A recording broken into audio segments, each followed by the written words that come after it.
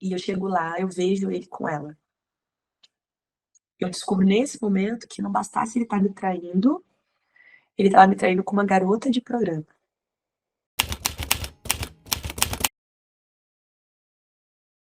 Como eu me apresentei, eu sou a Joy, né? Eu sou a Joyce, mas todo mundo me chama de Joy. Eu sou a filha mais velha de 3 irmãs. Minha mãe me teve na adolescência, ali, entre uns 17, 18 anos. O que eu acho que naquele tempo, né, há 40 anos atrás, deve ter sido talvez um baque, assim, pela época, por tudo, né? Minha avó sempre foi uma mulher muito rígida, né, com a família, com os filhos. Então eu imagino que não deva ter sido fácil para minha mãe essa gravidez com essa pouca idade. Eu falo isso, eu acho que é importante falar isso, porque os meus pais, né, minha mãe e meu pai, eles só se casam e efetivam essa relação. Por exemplo, eu só sou registrada um ano depois que eu nasci. Então, eu nasço em fevereiro de 84, mas o meu registro oficial é só de junho de 85. Mas por causa dessa grande briga, essa grande comoção que foi essa gravidez ali nessa adolescência, né? É, histórico dos meus pais juntos, o pouco que eu me lembro é sempre de uma relação muito, muito distante. Eles nunca foram um casal muito próximo, um casal muito amoroso. Para ser bem sincera, coisas que eu me lembro muito no detalhe, mesmo sendo muito pequena, das brigas. Eu lembro muito das brigas, né, dos dois.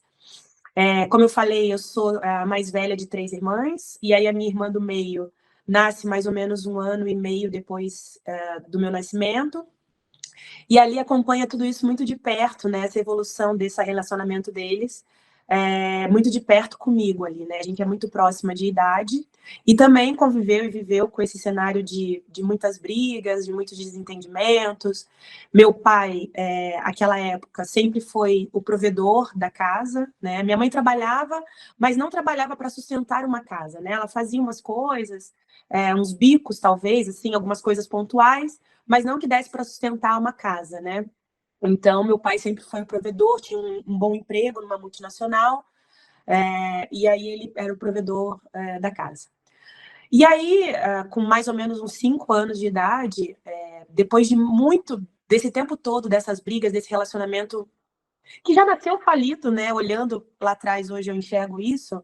Os meus pais, minha mãe, basicamente resolve tomar a decisão de se divorciar, de separar do meu pai, que não recebe isso bem, apesar de todo esse histórico, apesar de todo desse relacionamento ruim, ele recebe muito mal esse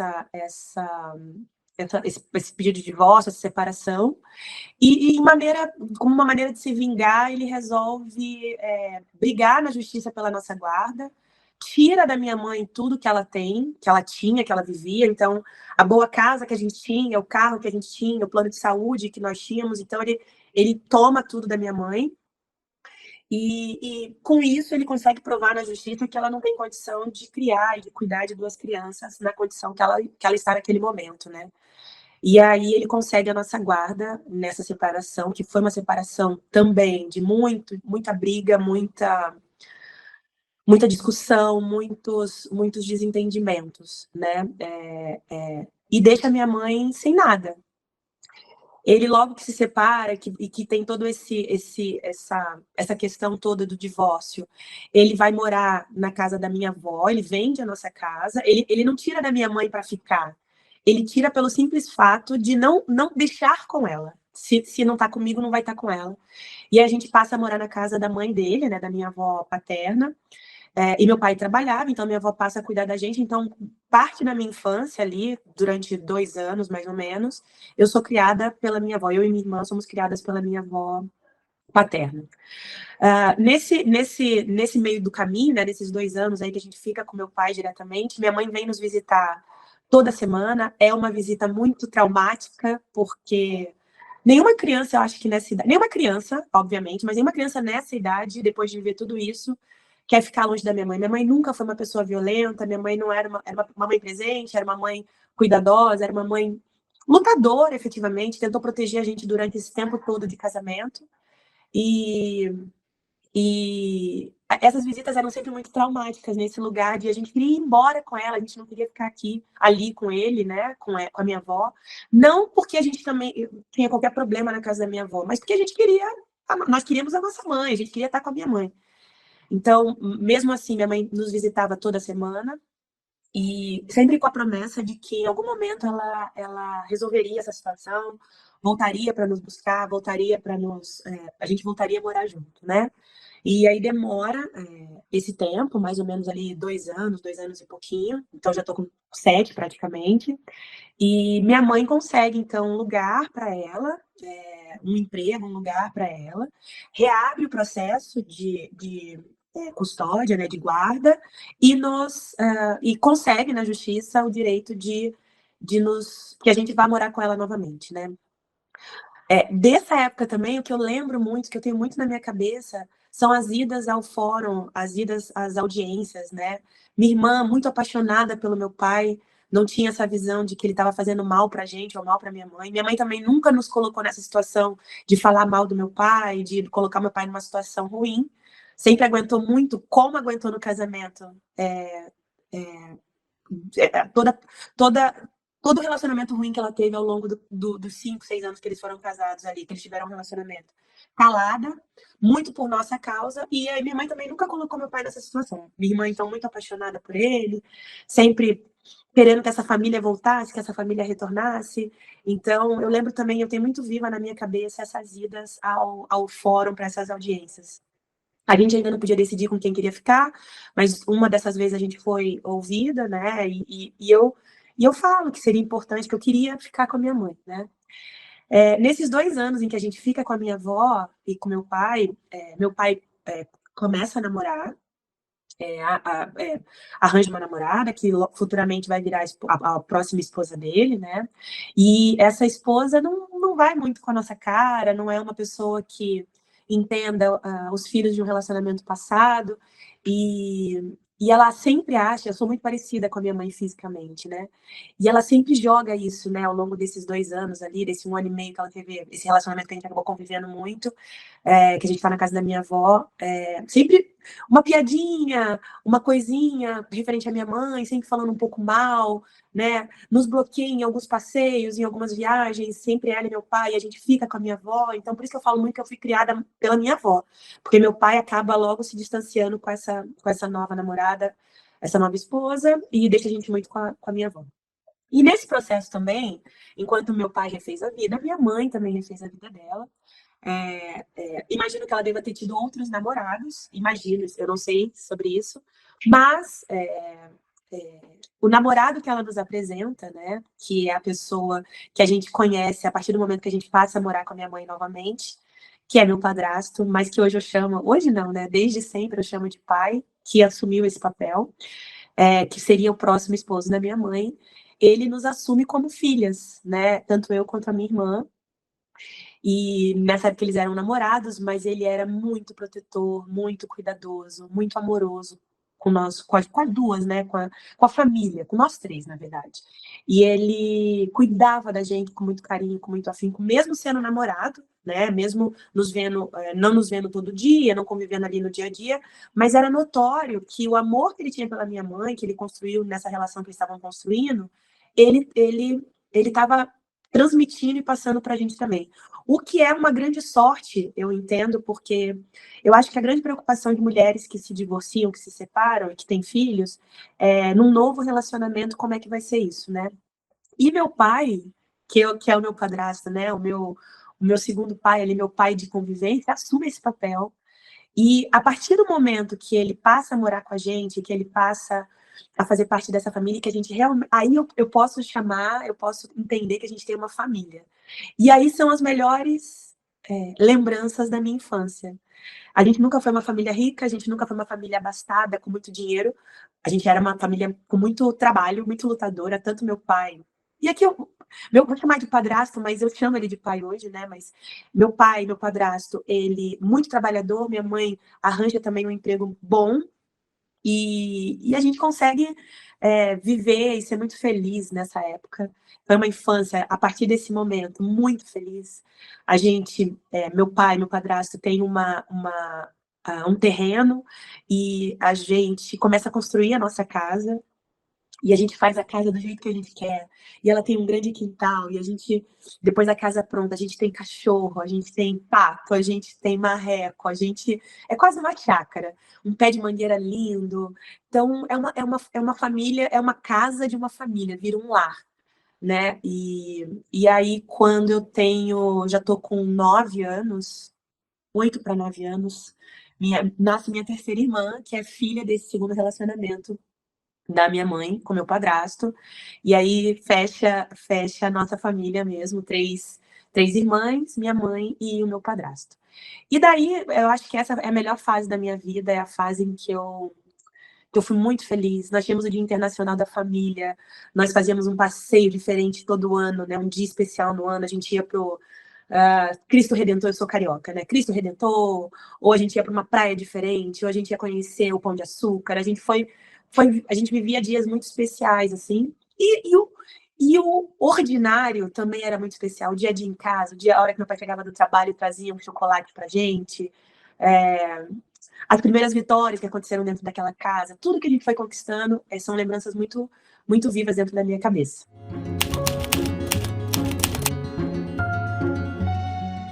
E aí, já adolescente, começam os namoradinhos, né? Aquela coisa de adolescência mesmo, né? De se interessar pelos meninos, de querer, enfim, de me arrumar mais e conhecer pessoas, né? Então eu tive um namoradinho bem no começo da adolescência, assim, mas nada muito sério, mas que foi em casa, que pediu para namorar comigo. E meu padrasto, né, que é meu pai, efetivamente, que assumiu esse papel, ele autoriza, né? Estamos no primeiro namoradinho ir em casa e tudo mais. A gente ficou junto talvez uns 6, 7 meses. O meu pai, né? Meu genitor, ele convive pouquíssimo com a gente. A gente vai esporadicamente para casa da minha avó e ele nos visita lá. Mas a figura paterna é realmente o meu padrasto. E depois desse primeiro namoradinho, que foi tudo bem, foi um namorico ali de adolescência. Já na escola, né, com 14 anos, eu conheço meu primeiro namorado de verdade, assim, por quem eu me apaixonei. Ele estudava na mesma sala que eu. E também, né, ele vai na minha casa, pede a minha mão em namoro, meu pai autoriza, né, com todos aqueles requisitos de antigamente, de que a gente podia namorar em casa, né, sobre a tutela dos meus pais, não podia dormir fora, enfim, um namoro antigo ali mesmo, mas isso eu tinha de 14 para 15 anos, e esse meu namorado começa a estar na nossa casa. E com 3 anos de namoro, ali quando eu estava com 16, 17 para 18, ele me pede em noivado e a gente fica noivo. Era um amor assim, acho que foi o meu primeiro grande amor, foi o meu grande amor, assim, meu primeiro amor, né? E muito feliz de estar noiva. E nesse momento também eu consigo um emprego numa empresa muito importante no Rio de Janeiro. E eu estou bem feliz, era um estágio, desse estágio eu viro realmente um emprego. E a gente está noivo já há um ano e pouquinho. E aí, quando eu estou para completar 19 anos nessa empresa, eu recebo uma proposta de me mudar para Curitiba. Profissionalmente, era fantástico. Eu sempre me enxerguei, talvez pelo histórico da minha mãe, eu sempre tentei me colocar no lugar de uma mulher muito independente, de uma mulher muito segura, de uma mulher que quer conquistar coisas. Eu sempre fui muito ambiciosa, eu trabalhava muito, sempre quis muito isso. E quando eu recebo essa proposta, com 19 anos, sem filhos, era uma proposta financeiramente muito boa, para vir para uma cidade excelente. Eu lembro que a primeira pessoa que eu liguei foi para ele, e muito feliz e com o coração muito quentinho de vamos juntos, né? A minha ligação para ele foi: recebi essa proposta, acho que pode ser o nosso começo de vida, né, em Curitiba. E como um soco no estômago, ele não aceita. Ele diz que ele não pode deixar o Rio, que ele não tem coragem de deixar o Rio, que a vida dele está toda lá, que ele me ama muito, mas que ele não pode deixar o Rio de Janeiro. E talvez esse tenha sido o meu primeiro grande baque amoroso na vida. Foi aos 19 anos, noiva, muito apaixonada, num relacionamento muito amoroso, né? Eu era muito bem tratada, a gente tinha um relacionamento muito bom. Óbvio, eu não tinha muitos parâmetros, mas olhando hoje com 40 anos, eu enxergo que a gente tinha um relacionamento saudável, um relacionamento de duas crianças que estão florescendo, né? E ele não topa vir. E aí eu lembro que eu tinha que dar uma resposta ali e daqui a uma semana, e eu ponderei muito, assim, aí eu conto disso em casa, minha mãe e meu padrasto super me apoiam para que eu venha, mas deixam a decisão na minha mão, né? Com 19 anos eu já tinha meu próprio dinheiro, como eu falei, já tinha um emprego muito bom, fazendo faculdade para me formar, então eles deixam isso na minha mão. E nesse momento eu tomo a decisão de romper esse noivado e vir embora, vim para Curitiba. Aproveitar essa oportunidade que profissionalmente e financeiramente era muito legal para mim, era muito bom. E de novo, eu tinha um histórico talvez da minha mãe de ela deixou tudo pelo meu pai, ou ela abriu mão de muitas coisas pelo meu pai, e eu não me via nesse lugar. Eu não posso abrir mão da minha vida por alguém, eu não posso colocar isso na mão de ninguém, né? E aí eu rompo esse noivado, sofri muito, não foi fácil, mas eu rompo esse noivado e venho para Curitiba, me mudo para Curitiba, prestes a completar 20 anos, né?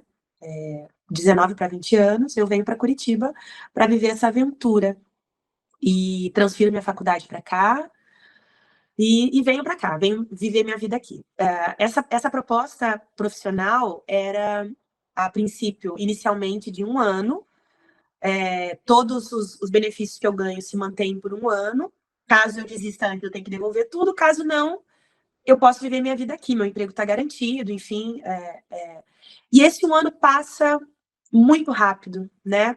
Eu estava muito focada no meu trabalho, eu estava muito focada em aprender. Eu estava num lugar muito diferente do Rio de Janeiro, então eu venho para cá com esse intuito mesmo, né? De estudar, de me desenvolver. Tem uns namoricos nesse meio do caminho ali, mas estava muito focada. Namoro uma pessoa aqui, que não era de Curitiba, que veio nessa leva com o pessoal do trabalho, mas eu não me envolvo amorosamente com ninguém sério, né? Então sigo minha vida. E aí na faculdade, e aqui começa a minha história com meu hoje ex-marido, mas que na época vinha se tornar o meu primeiro marido, né? Eu conheço ele na faculdade e eu lembro exatamente. Eu sempre fui meio CDF e sempre gosto de estar liderando coisas. Então, eu tô sempre à frente das coisas. Nunca foi um problema para mim falar em público, tomar a frente das coisas. E na faculdade eu acabo assumindo o papel de representante da turma. E no meio do ano ali, entra uma pessoa nova na turma, que é esse vem a ser meu namorado mais pra frente. E ele tem um estilo, tinha um estilo meio bad boy, meio não respeita limites, eu chego a hora que eu quero, eu faço o que eu quero, eu não sigo regras. E aquilo chama a minha atenção.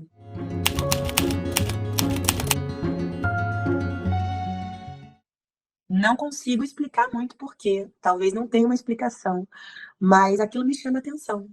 Eu sempre fui muito estudiosa, muito dedicada, muito focada no trabalho, já trabalhando há um tempo nessa empresa que eu estava, muito determinada naquilo tudo ali. E aí eu enxergo aquele carinha que está chegando novo com outros olhos, assim. Mas assim, segue a vida. E aí, num dos eventos que eu tinha que organizar, uma saída que a gente ia ter na faculdade para visitar uma empresa fora, eu tô com a listagem dos alunos e tenho que ligar para ele. E aí eu ligo, me apresento, falo quem eu sou. E ele faz uma brincadeira no telefone comigo, a gente nunca tinha se falado diretamente. E a partir dessa saída para essa empresa, a gente fica mais próximo. Não tinha rolado nada ainda, mas a gente passa a esporadicamente sentar junto na sala. Ele era aquele cara que ficava do lado de fora da faculdade bebendo no bar que fica em frente à faculdade. É aquele cara que faltava muito, que não fazia as anotações, não sei o quê. Então, eu acabo suprindo ali um pouco desse vínculo ali com a faculdade, ajudo ele em algumas matérias e tudo mais, então a gente vai se aproximando um pouco mais.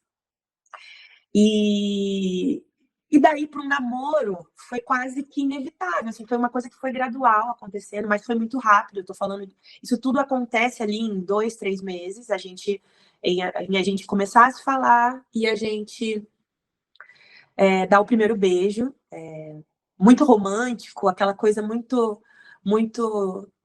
Eu tinha 20 anos na época, já morava sozinha, mas foi tudo muito romântico, muito. Ele foi me conquistando, tentando me conquistar, me levava em casa, me buscava para ir para a faculdade, me pegava no trabalho, enfim. Então ele tentou me conquistar ali naquele lugar e a gente começa a namorar.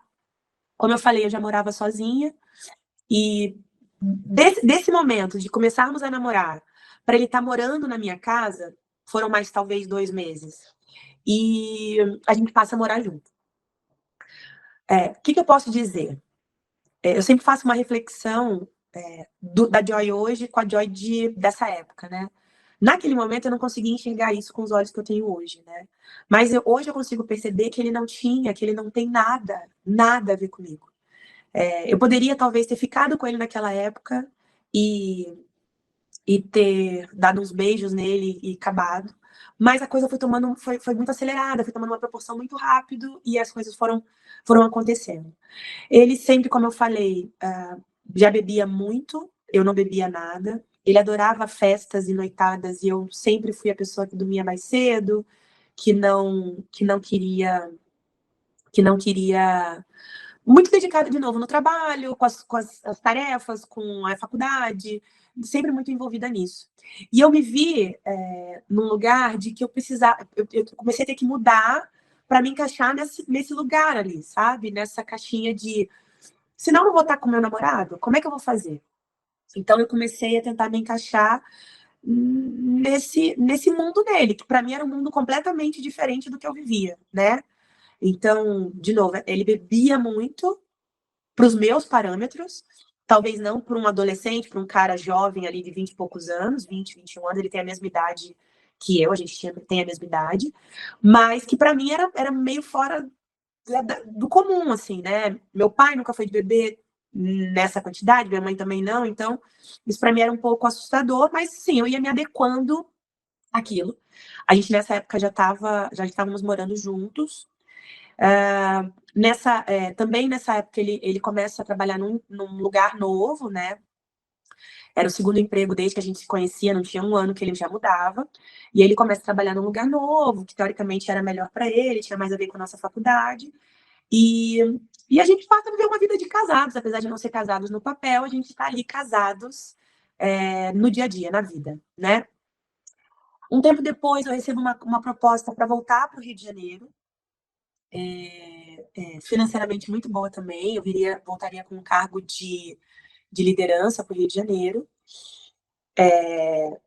A gente já estava junto nesse período há uns 3 anos, 3 anos e pouquinho. E eu levo isso para a mesa para ele e falo: olha, acho que vai ser muito legal. Profissionalmente, para mim, é crescimento. Eu estaria na mesma empresa, mas num cargo melhor. Estaria voltando para minha cidade, né, para perto da minha família. Até esse momento, eu estava sozinha em Curitiba, sem familiares, né, sem uma rede ali de apoio. E ele topa. Ele nunca foi apegado a nada. Isso também é um ponto importante para a gente ir frisando aqui no meu momento de contar a história, né? Ele nunca foi apegado ao emprego, ele nunca foi apegado à família dele, ele nunca, nunca, nunca, nunca. E nós decidimos, então, juntos, nunca foi uma decisão sozinha, solitária, também dividi isso com ele. E aí nós nos mudamos para o Rio de Janeiro.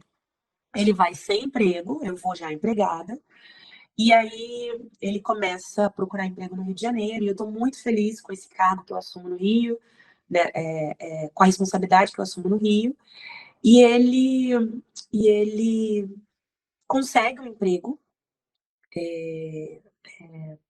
temporário, mas muito bom o emprego também, o salário razoável, que, de novo, a gente sem filhos, daria para a gente se manter bem. Só que dura 3 meses, 4 meses no máximo. Não, 3 meses. E com ele começa a reclamar de tudo. É tudo muito distante no Rio, a gente foi sem carro, ele tinha que pegar ônibus, aí depois a gente compra um carro e aí a gente reveza o carro para um ir para o outro. era muito tempo de ônibus, era tudo muito longe, era muito calor, né? E ele pede demissão. E a partir do momento que ele pede demissão, ele entra num buraco de depressão, assim. Ele ficava o dia inteiro em casa bebendo, assistindo televisão, e fazendo nada. Só que quando eu chegava em casa, não tinha nada pronto, a nossa casa estava uma bagunça, não tinha jantar, não tinha nada, nada. Ele ficava em casa o dia inteiro sem fazer nada. Ele adoeceu muito. E muito, muito, quase todos os dias, muito alcoolizado. Ele ficava o dia inteiro bebendo. E vendo aquilo, e vendo que. E aí ele começou a me culpar por aquilo. E eu vejo que. E isso a gente estava quase completando 4 anos juntos. Eu vejo que aquilo ali talvez tenha sido a nossa primeira grande crise no nosso casamento, no nosso relacionamento. E eu tava vendo que ele tava definhando, ele tava se acabando. E ele começou a me culpar, né? Você trabalha demais, você tá muito fora, você não me dá atenção, você já não é mais a mesma pessoa, você já não tá mais comigo. E aí ele me dá uma intimação, assim, de voltar para Curitiba, né? Ou a gente volta ou a gente termina. E talvez essa tenha sido a nossa primeira grande crise e talvez tenha sido o primeiro momento que eu mostrei para ele, vou chamar de fraqueza, mas foi o primeiro momento que eu dei um passo para trás para me encaixar no mundo dele. E eu falo isso porque, como eu já falei, eu sempre tive na minha cabeça de ser uma mulher forte, independente, que tem o seu próprio dinheiro, que cuida da sua própria vida, que não depende de ninguém. E nesse momento eu dou um passo atrás e falo, eu entendo que ele está muito doente. Eu amava, né? Eu entendia que eu amava, que a gente estava construindo uma vida juntos. Ele foi para o Rio comigo, ele não se adaptou e como esposa dele eu topei voltar. Quando a gente decide voltar, eu consigo, demorou, sei lá, uns 2 meses e meio, eu consigo uma transferência na mesma empresa, né, pelo meu histórico, tudo que a gente, enfim, que eu tinha passado na empresa, e eu consigo voltar empregada. Só que quando nós fomos para o Rio, eu vendi tudo que eu tinha aqui na minha casa, que eu tinha montado um apartamento. Eu vendo tudo e vou para o Rio. E lá a gente comprou as coisas novas, refez a nossa casa.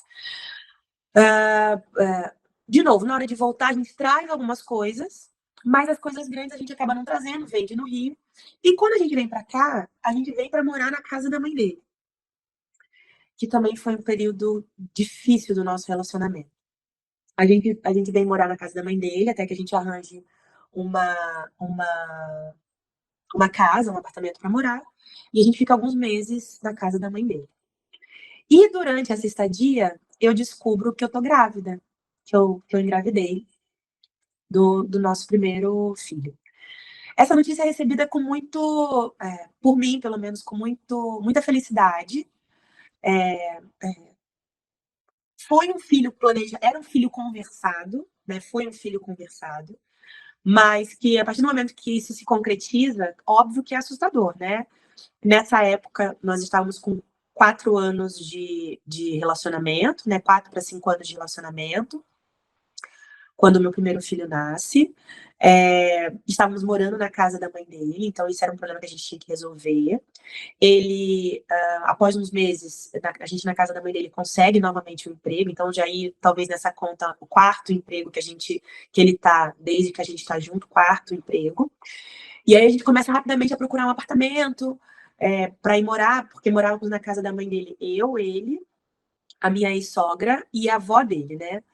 E era um apartamento pequeno, a gente precisava sair dali realmente para montar nossa casa, nossa vida. E a gente, quando eu tô com 7 para 8 meses, a gente consegue um apartamento próximo da casa da mãe dele, né? E se muda para esse apartamento às pressas, porque o nosso filho tá para nascer.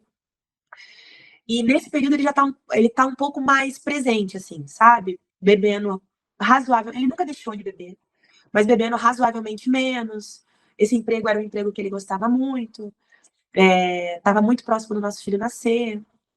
E aí, o nosso primeiro filho nasce exatamente no dia do aniversário dele, em março de 2010. E é uma felicidade, né? Ele nasceu no dia do aniversário do filho, o filho nasceu no dia do aniversário dele. Ele ele comemorou muito o nascimento desse filho, mas daí para frente, é uma expressão, daí para frente foi tudo para trás, porque o pouco de presença que eu tinha, o pouco de companheirismo que eu tinha, acabou se esvaindo, porque quando você tem um filho, tudo muda, né? E novamente ele começa a me culpar de estar muito mais presente para o nosso filho, que era um bebê, do que para ele. Eu noto, contando essa história e olhando e lembrando, que para ele sempre foi muito mais importante que essa cobrança de você tem que estar disponível para mim, é sempre para mim, sou sempre eu, né? Então, todos os momentos em que em algum momento eu tinha que me dedicar a alguma outra coisa, ou que eu me dedicasse a alguma outra coisa, vinha essas acusações e esses vales, sabe?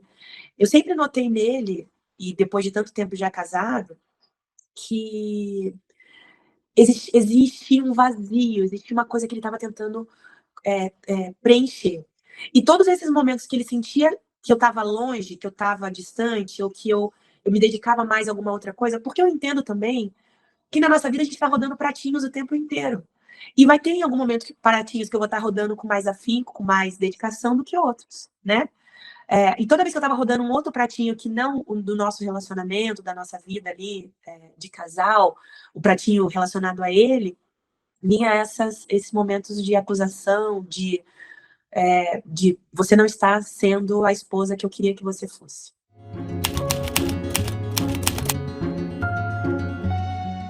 Eu volto da licença maternidade, né? Ele está trabalhando, eu também estou trabalhando. Né, no processo da licença maternidade,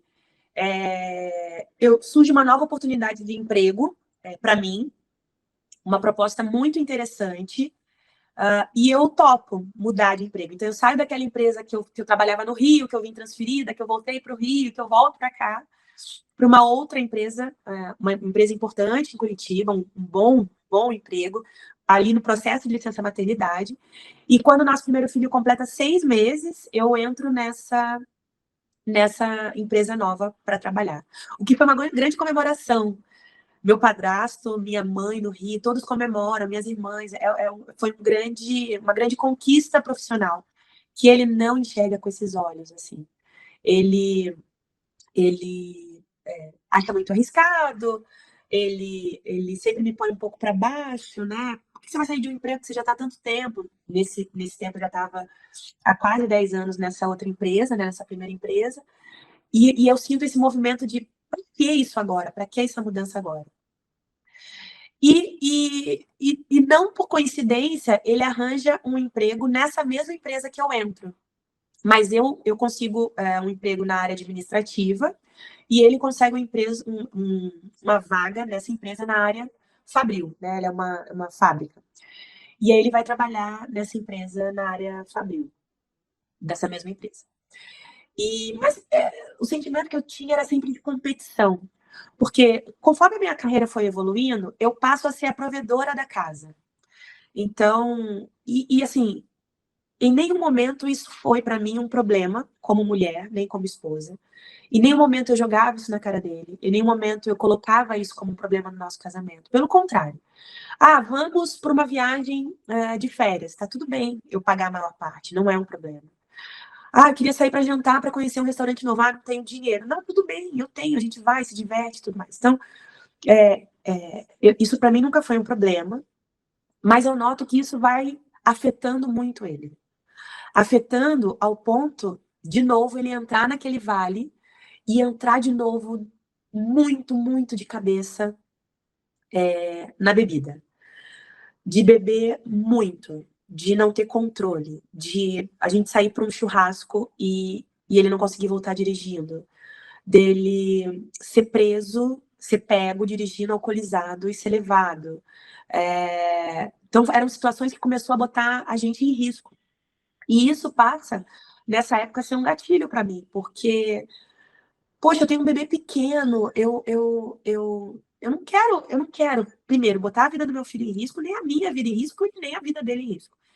E aí eu entro numa coisa de não querer mais sair de não querer mais fazer nada, de não querer, às vezes, fazer um churrasco com os nossos amigos em casa, ou ir num churrasco na casa de amigos, porque aquilo virou um gatilho para mim.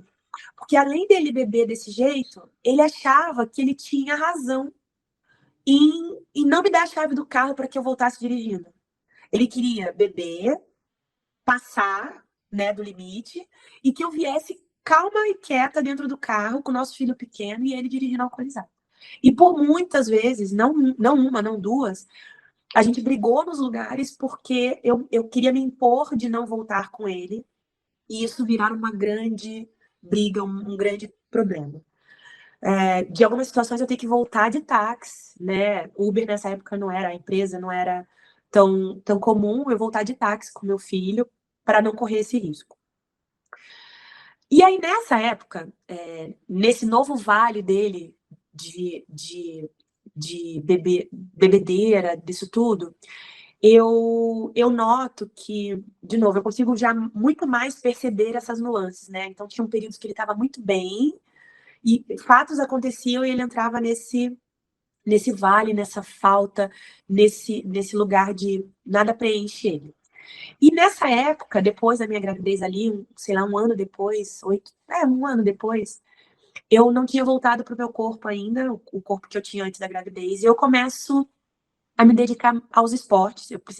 Queria encontrar alguma coisa que me fizesse emagrecer. Essa era o que eu queria naquela época. E ali um ano e pouquinho depois que o meu primeiro filho nasce, eu descubro a corrida. Eu começo a correr perto de casa, nos meus horários de intervalo. Nosso filho ficava integral na escola, então eu chegava, ele já estava em casa também, já tinha chegado do trabalho, eu ia 30, 40 minutos treinar, né, correr. E eu me apaixono pela corrida.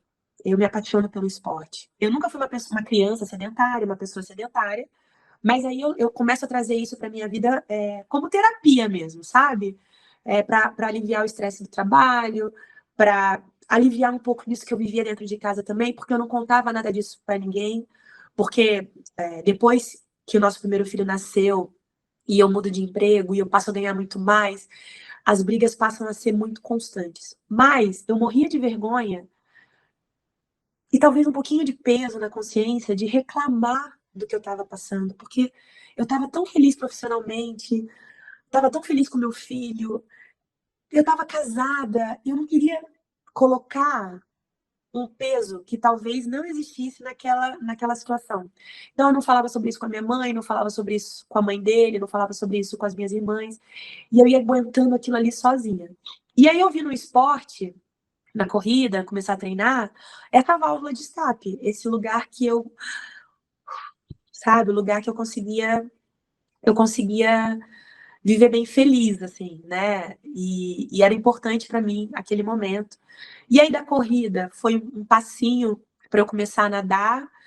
Da natação eu comecei a pedalar e logo eu estava fazendo triatlo. Ele, no começo, estávamos numa fase um pouco melhor de novo. Ele começa a me acompanhar e vai nas corridas comigo, começa a frequentar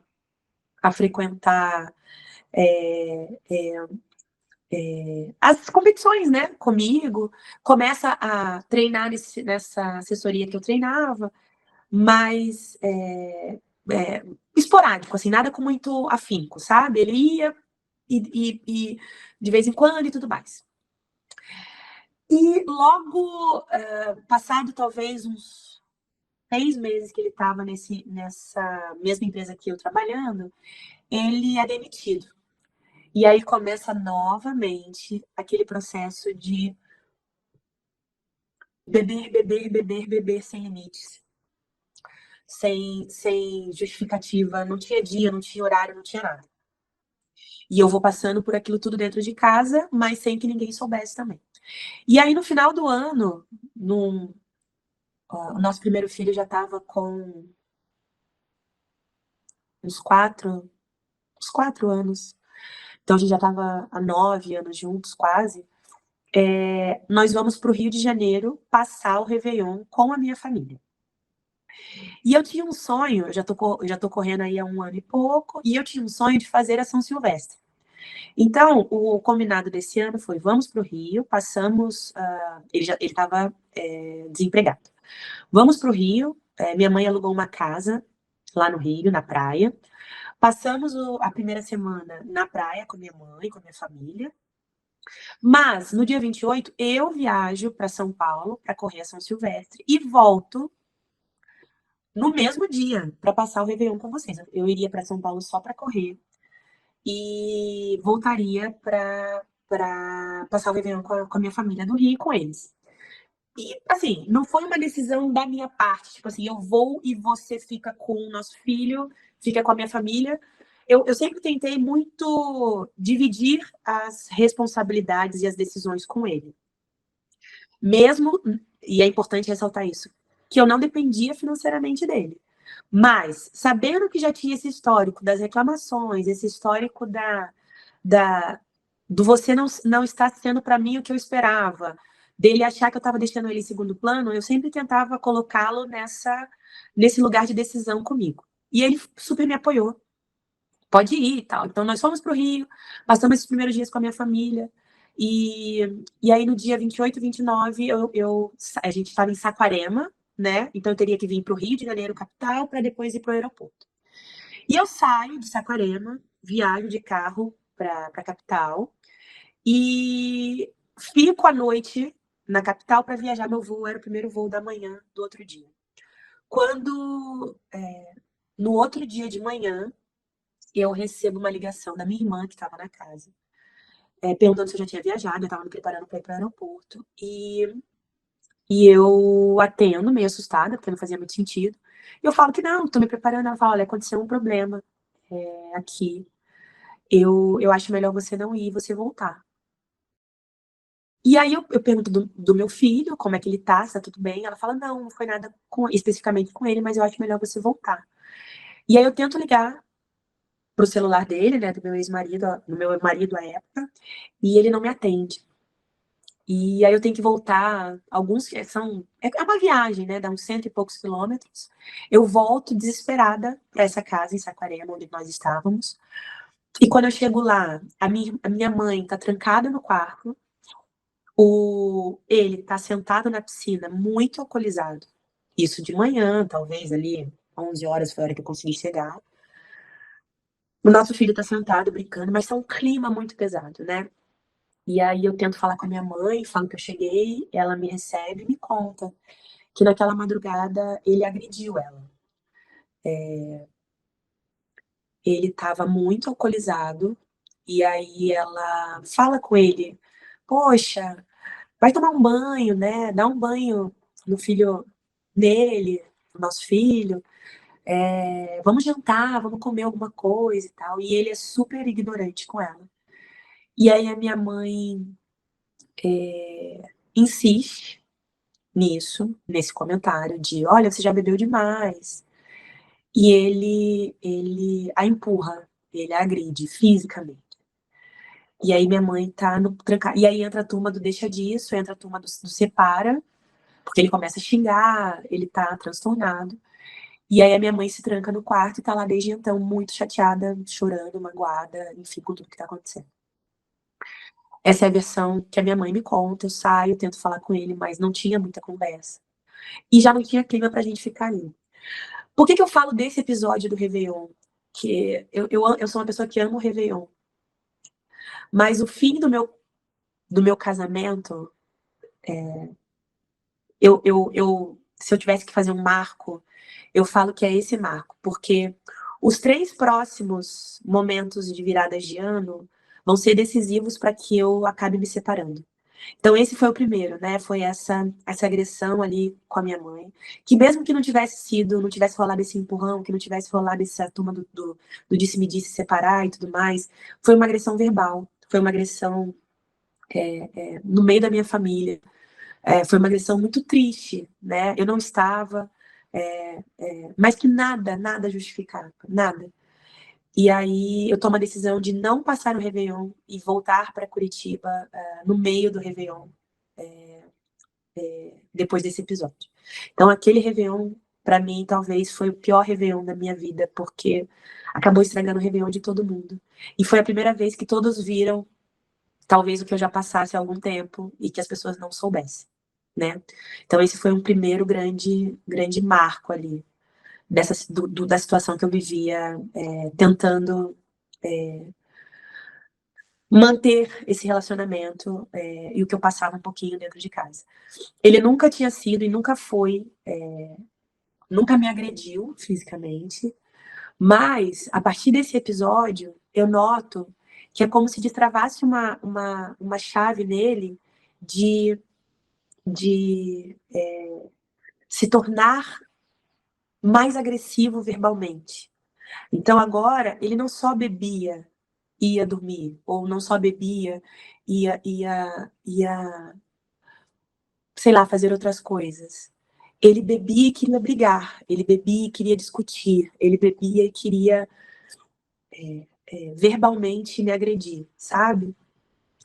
E, e eu sempre tentando contornar, eu sempre tinha na minha cabeça de não repetir o padrão que eu vivi com os meus pais. Eu não queria que o meu filho tivesse a lembrança da gente brigando, da gente discutindo. Então, todas as vezes que ele tentava levantar o tom de voz, que ele tentava puxar uma briga comigo por qualquer que fosse o motivo, principalmente nos momentos que ele estava alcoolizado, eu me retraía, eu dava um passo atrás. E eu noto hoje, e naquele momento eu não conseguia enxergar, que isso fazia com que ele crescesse. Ele entendia que ele estava conseguindo me domar, ele estava conseguindo me colocar nesse lugar pequeno, nessa caixa que ele queria, né?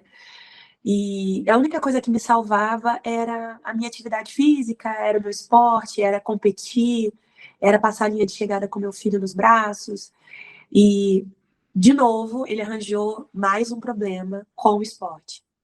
Então, o esporte passou a ser para ele um problema. Você treina demais, você tá fora demais, eu não gosto dos seus amigos que treinam com você, eu não gosto das suas amigas que treinam com você, você não vai gastar, eu não acho que você tem que gastar dinheiro com essa bicicleta, eu não acho que você tem que gastar dinheiro com essa viagem, eu não acho, você tá me deixando sozinha, nananana. E eu, eu cogito, inclusive, parar de treinar, porque, mais uma vez, aquilo estava na minha cabeça, naquele momento, inserida naquela situação, destruindo o meu casamento. Estava destruindo o pouco de relação que a gente ainda tinha, né? Porque isso estava incomodando ele demais, assim. Além das coisas que ele já reclamava, que era o meu emprego, que era o fato de eu ganhar mais. Nesse tempo, ele já tinha conseguido um outro emprego e saído, então já era o sexto ou sétimo emprego que ele já tinha mudado. Então, isso estava tornando a relação cada vez mais complexa. Mas eu já tinha feito uma inscrição, então isso já estávamos um ano depois daquele episódio com a minha mãe, né? Andando ali nesse um ano. Já estávamos caminhando para mais um Réveillon, para mais uma virada de ano. E eu faço uma prova no final do ano, em Foz do Iguaçu, e eu me classifico para, no ano seguinte, ir competir no exterior. Que era um sonho de qualquer atleta, assim, né? Então, essa prova foi em novembro, sai o resultado, eu tô classificada, só os melhores na sua idade vão para essa prova. E o que era para ser uma celebração de novo, então eu ligo pro meu padrasto, ligo pra minha mãe, poxa, conto pros meus amigos, pro meu técnico, para ele um balde de água fria na minha cabeça. Tipo, pra quê? Pra que você vai fazer isso? O que você vai fazer disso? Sabe? Então, nesse lugar de diminuir as minhas conquistas sempre. E aí eu lembro que essa notícia sai muito próxima ali, dezembro, mais ou menos. E aí a minha vida vira um inferno. A nossa vida em casa vira um inferno. Porque a notícia de que eu tinha me classificado, que a prova ia ser no ano que vem, ali, maio, junho do ano que vem, e essa felicidade toda acabou com o Réveillon dele. Consequentemente, ele acaba tentando destruir toda a nossa virada de ano também. A gente não ia para o Rio, dada toda a situação que aconteceu no ano passado, E aí ele arranja uma grande briga no dia de Natal, um dia antes do Natal, né, no dia 23. E ele fala que vai embora de casa. E aí eu lembro de eu entrar pro quarto e implorar para ele não fazer isso. Implorar para ele não ir embora. Porque era Natal, é uma festa. Desculpa. É uma festa que o meu filho gosta muito. E eu não sabia o que eu ia dizer se o pai não tivesse ali, né? E ele, e ele, isso não faz a menor diferença para ele. Ele pega meia dúzia de roupas e vai embora. Isso dia 22, 23 de dezembro.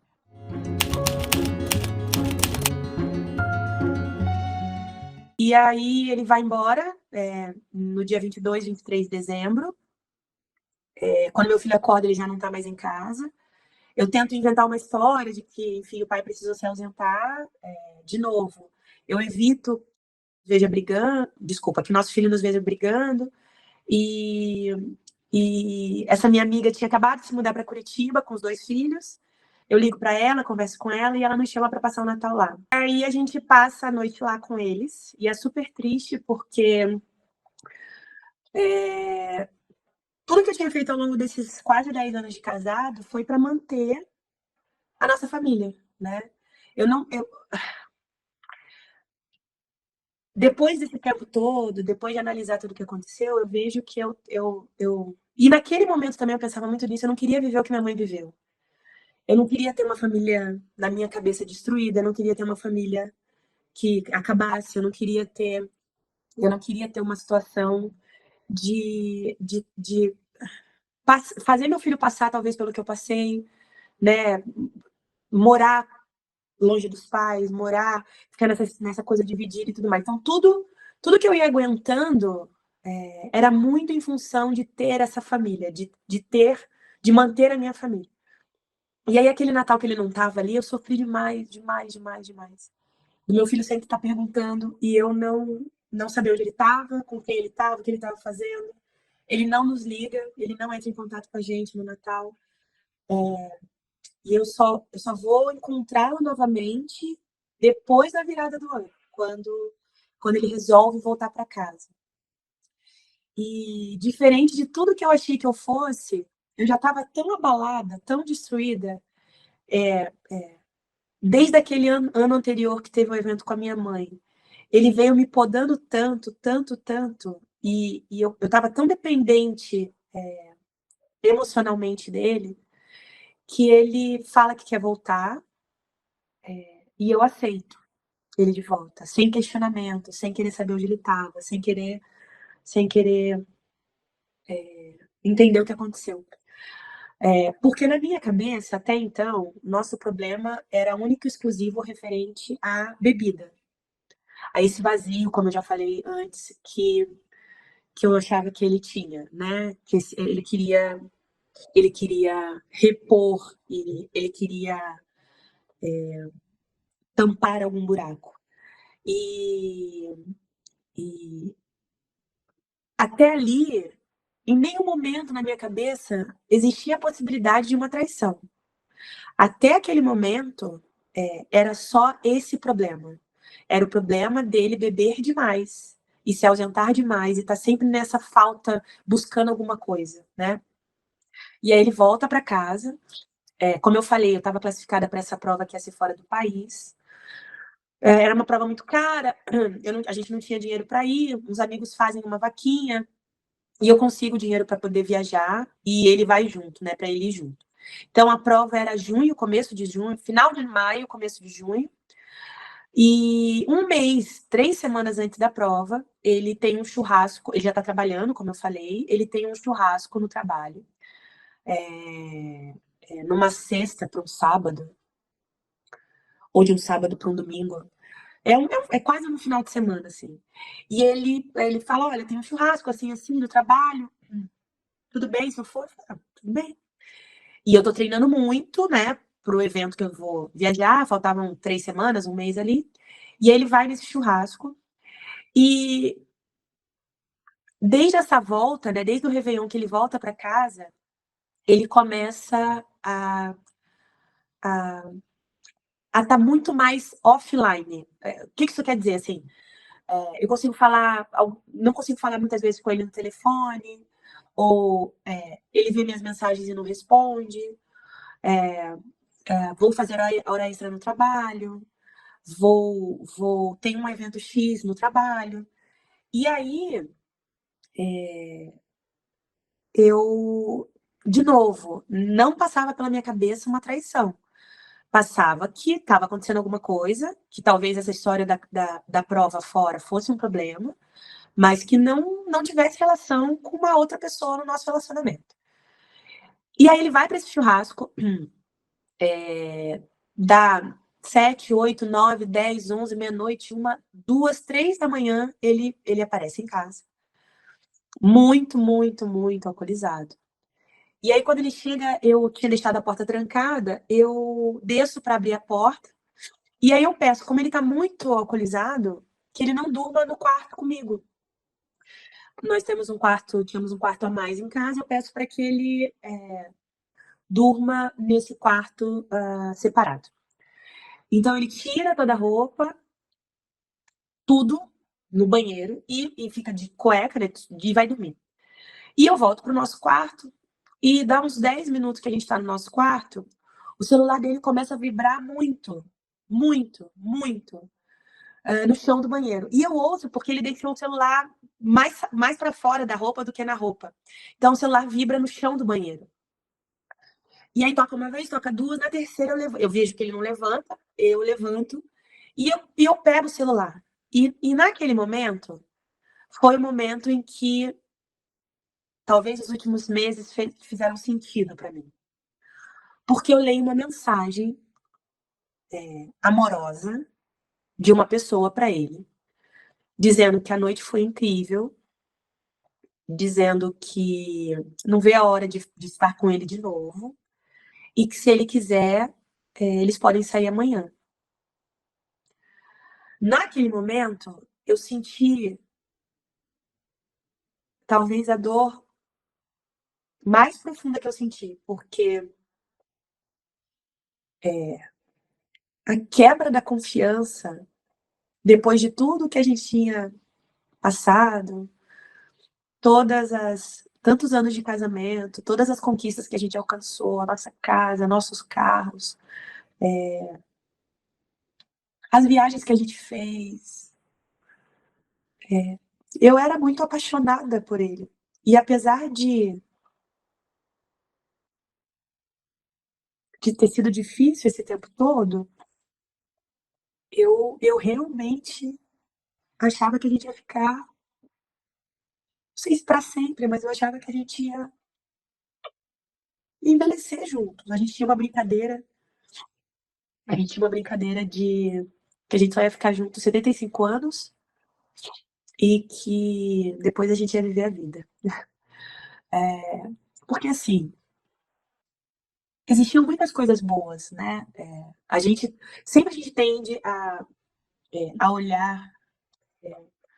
olhar só coisas boas. Então, eu acho que um casamento ele é feito de coisas boas e ruins. O que eu acho era que as coisas, naquele momento, na minha vivência, as coisas ruins não eram maiores do que as coisas boas. Mas ainda éramos só nós dois. Ainda éramos um casal. Eu, nesse tempo todo, não tinha me apaixonado por outra pessoa, não tinha mentido pra ele, não tinha nada, né? Eu não tinha ficado com outra pessoa. Então eu estava ali lutando por aquela história. E quando eu vi aquela mensagem amorosa, dizendo que a noite tinha sido ótima, de que queria vê-lo novamente e de que, se ele quisesse, eles poderiam se ver no outro dia, foi como se todo um castelo que foi feito em cima de areia estava desmontando na minha cabeça. E aí aquilo me comeu por dentro de dor. Eu lembro que eu sentei no chão do banheiro e eu chorei. Chorei, chorei, chorei, chorei. Muito, muito, muito. E eu não podia chamá-lo, porque ele estava, de novo, já dormindo, porque tinha bebido muito. E eu sempre tinha uma coisa na minha cabeça de que eu aceitaria qualquer coisa, menos uma traição. Eu sempre falei muito isso, eu sempre fui muito enfática com isso. E naquele dia, chorando no chão do banheiro, eu comecei a criar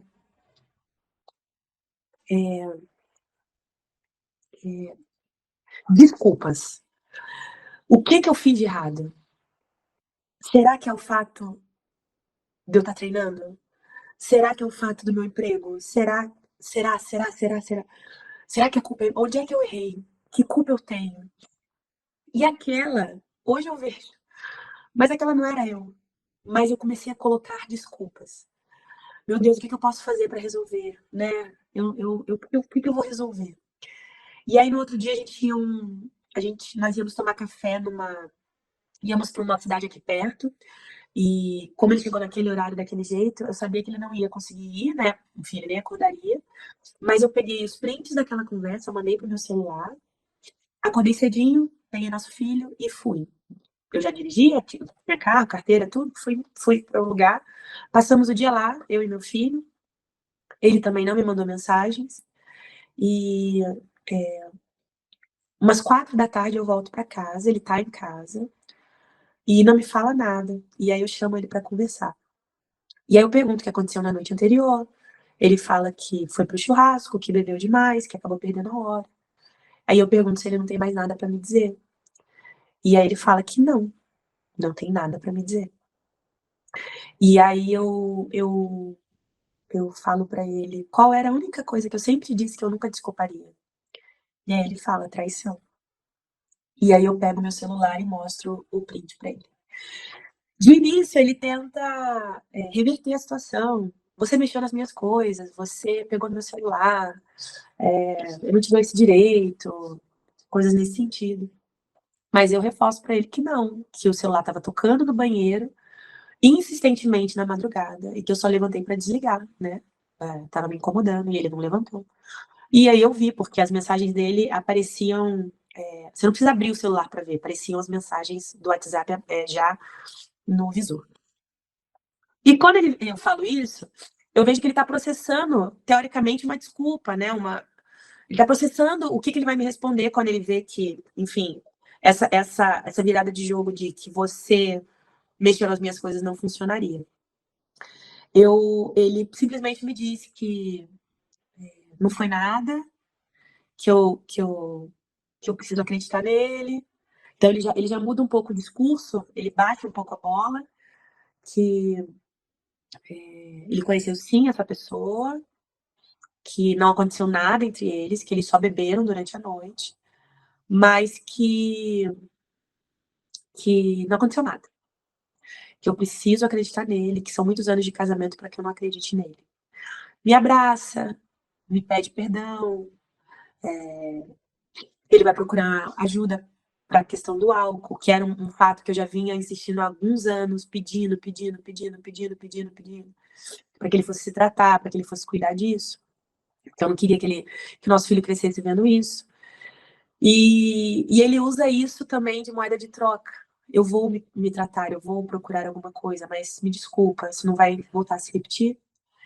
Eu peço para ele dormir no outro quarto, que eu não quero conversar, né? Que eu preciso entender tudo isso, absorver tudo isso.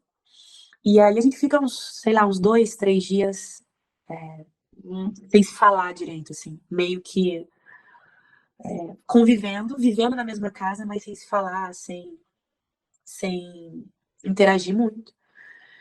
E passam esses 3, 4 dias, as coisas começam a voltar, a caminhar, ele entra numa fase de vou me comportar, estava muito próximo da viagem, a gente viaja, da minha competição fora. Lá fora, a gente foi para Eslováquia. Foi uma semana, assim, foram 6 dias, 5 dias incríveis, falando de esporte, para o que eu estava indo, e falando pro nosso casamento. Foram dias em que eu vi de novo a pessoa pela qual eu me apaixonei. Éramos só nós dois, a gente ria muito, A gente voltou a fazer coisas leves de casal, a gente passeou, a gente turistou, a gente. Então a gente viveu naquele momento ah, é, o começo de namoro que a gente tinha, né? O que fez a pessoa que fez pela qual me apaixonasse estava ali. Deu o ar da graça naquele momento. E a gente volta, eu volto com é, com o sentimento de que talvez tenha sido um deslize e que talvez eu não precise me separar. Eu posso deixar as coisas como estão.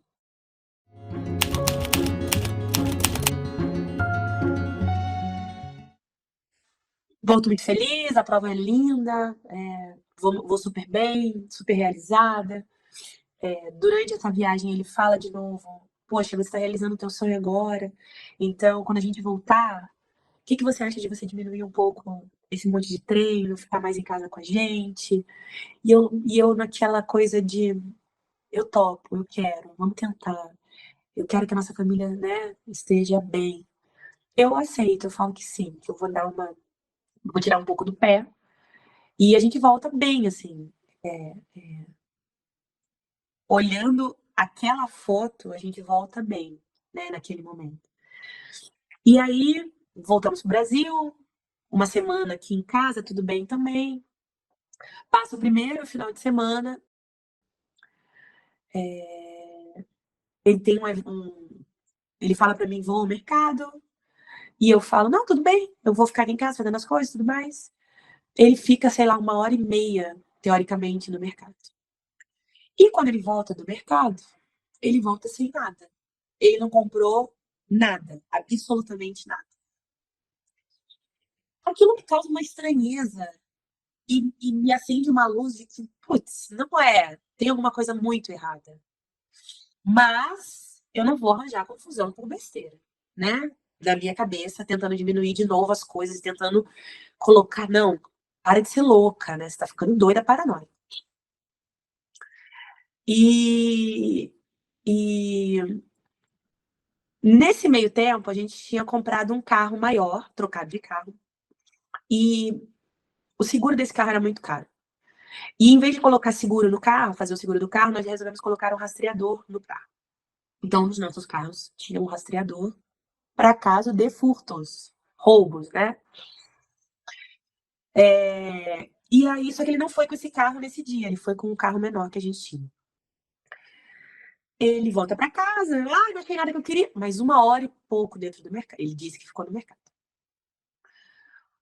Passa mais uns dias, eu tô me maquiando no banheiro e o celular dele tá carregando. E foi muito engraçado que logo que a gente volta, e depois desse evento no mercado, ele começa a ficar muito protetor do telefone. Vai tomar banho, leva o celular, vai dormir, coloca o celular debaixo do travesseiro, celular no modo avião, que não fazia o menor sentido, não era o modus operandi, sabe? Não era a maneira como. Você tá com alguém, convivendo muito tempo, você conhece como a pessoa se comporta, né? E aí ele começa a fazer isso logo depois que a gente volta. E aí ele entra pro banheiro pra tomar banho, toma banho. Quando ele sai, eu entro pra me maquiar e o celular dele tá carregando e ele esquece o celular enquanto ele se troca. E nisso entra uma mensagem. E é uma mensagem da mesma pessoa.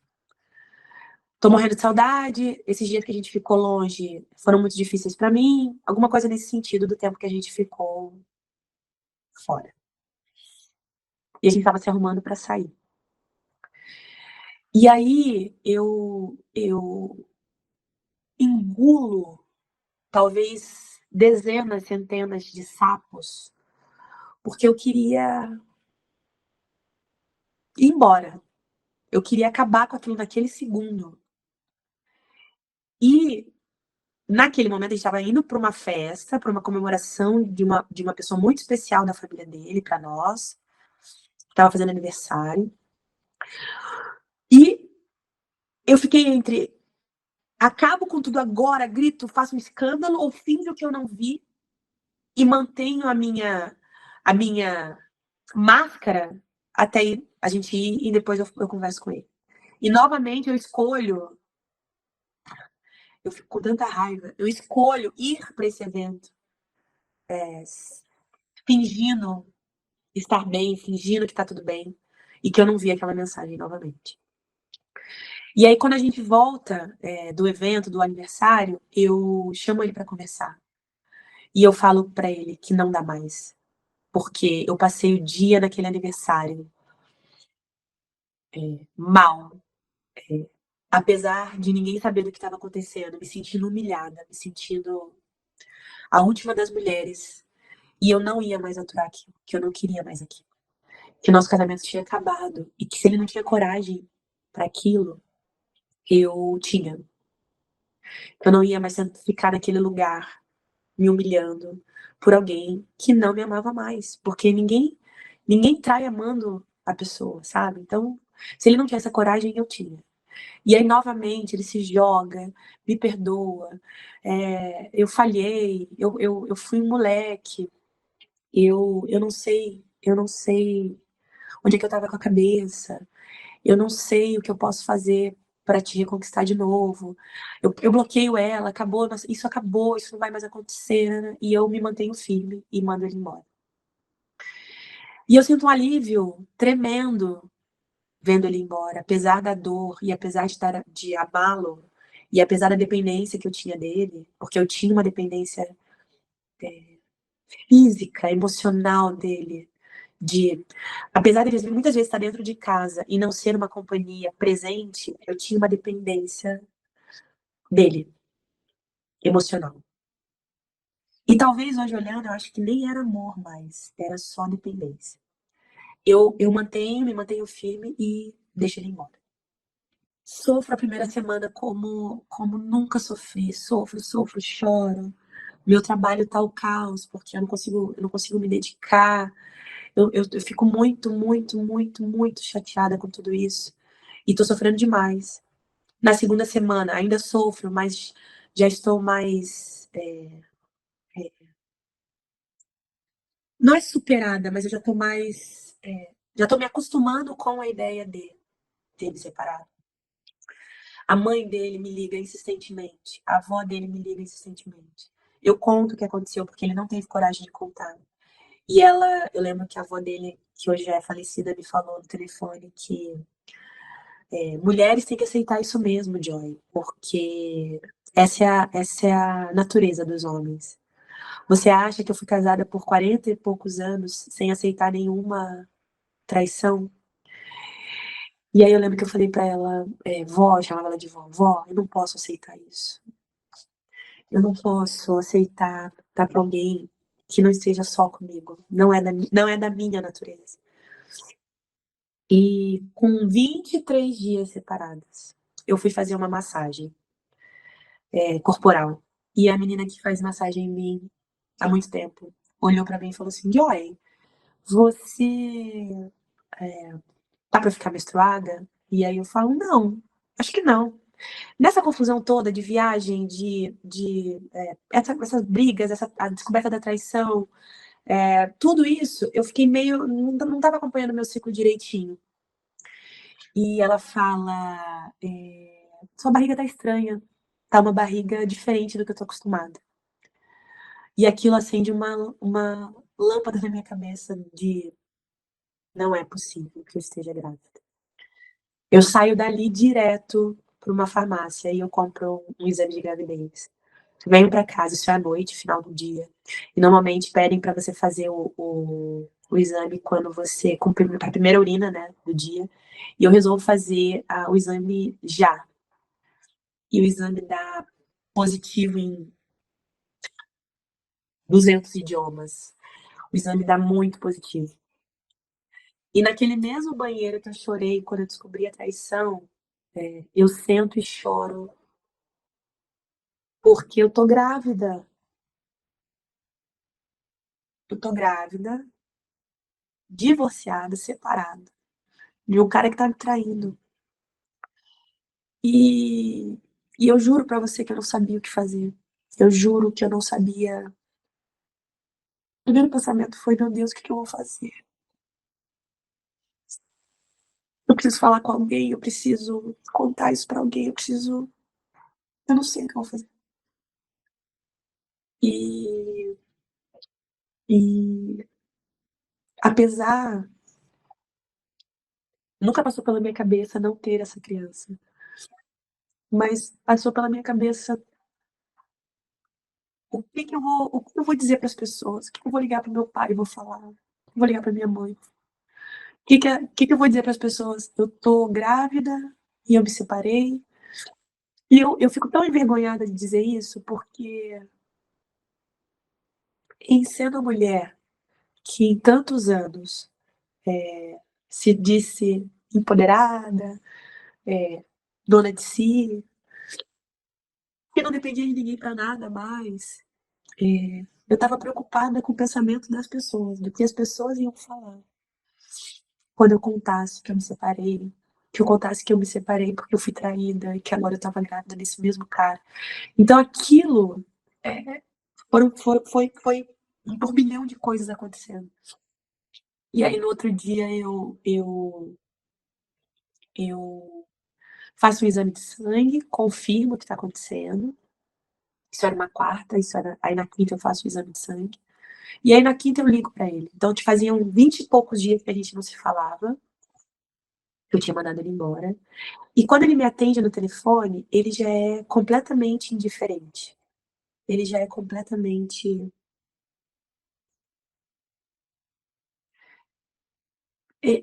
Já não tinha resquício de nada ali, sabe? De nada.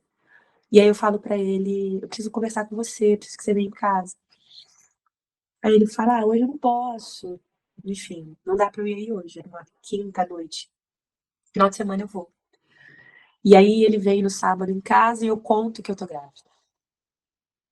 Eu vejo o brilho dele sumir, sumir, sumir, sumir. Não tem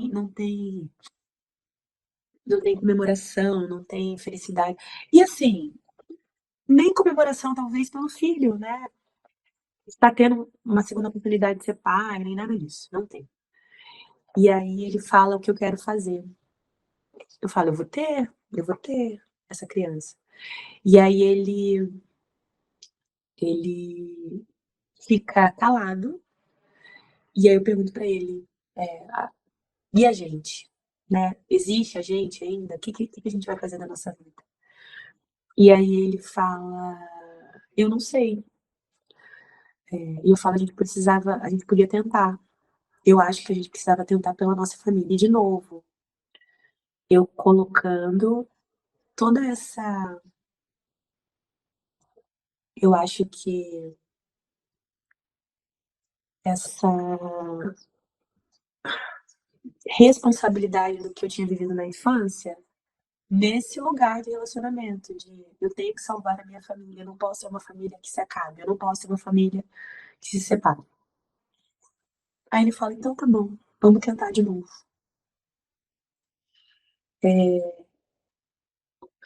Se eu tivesse que tomar essa escolha, se eu tivesse que decidir isso de novo, eu nunca teria voltado.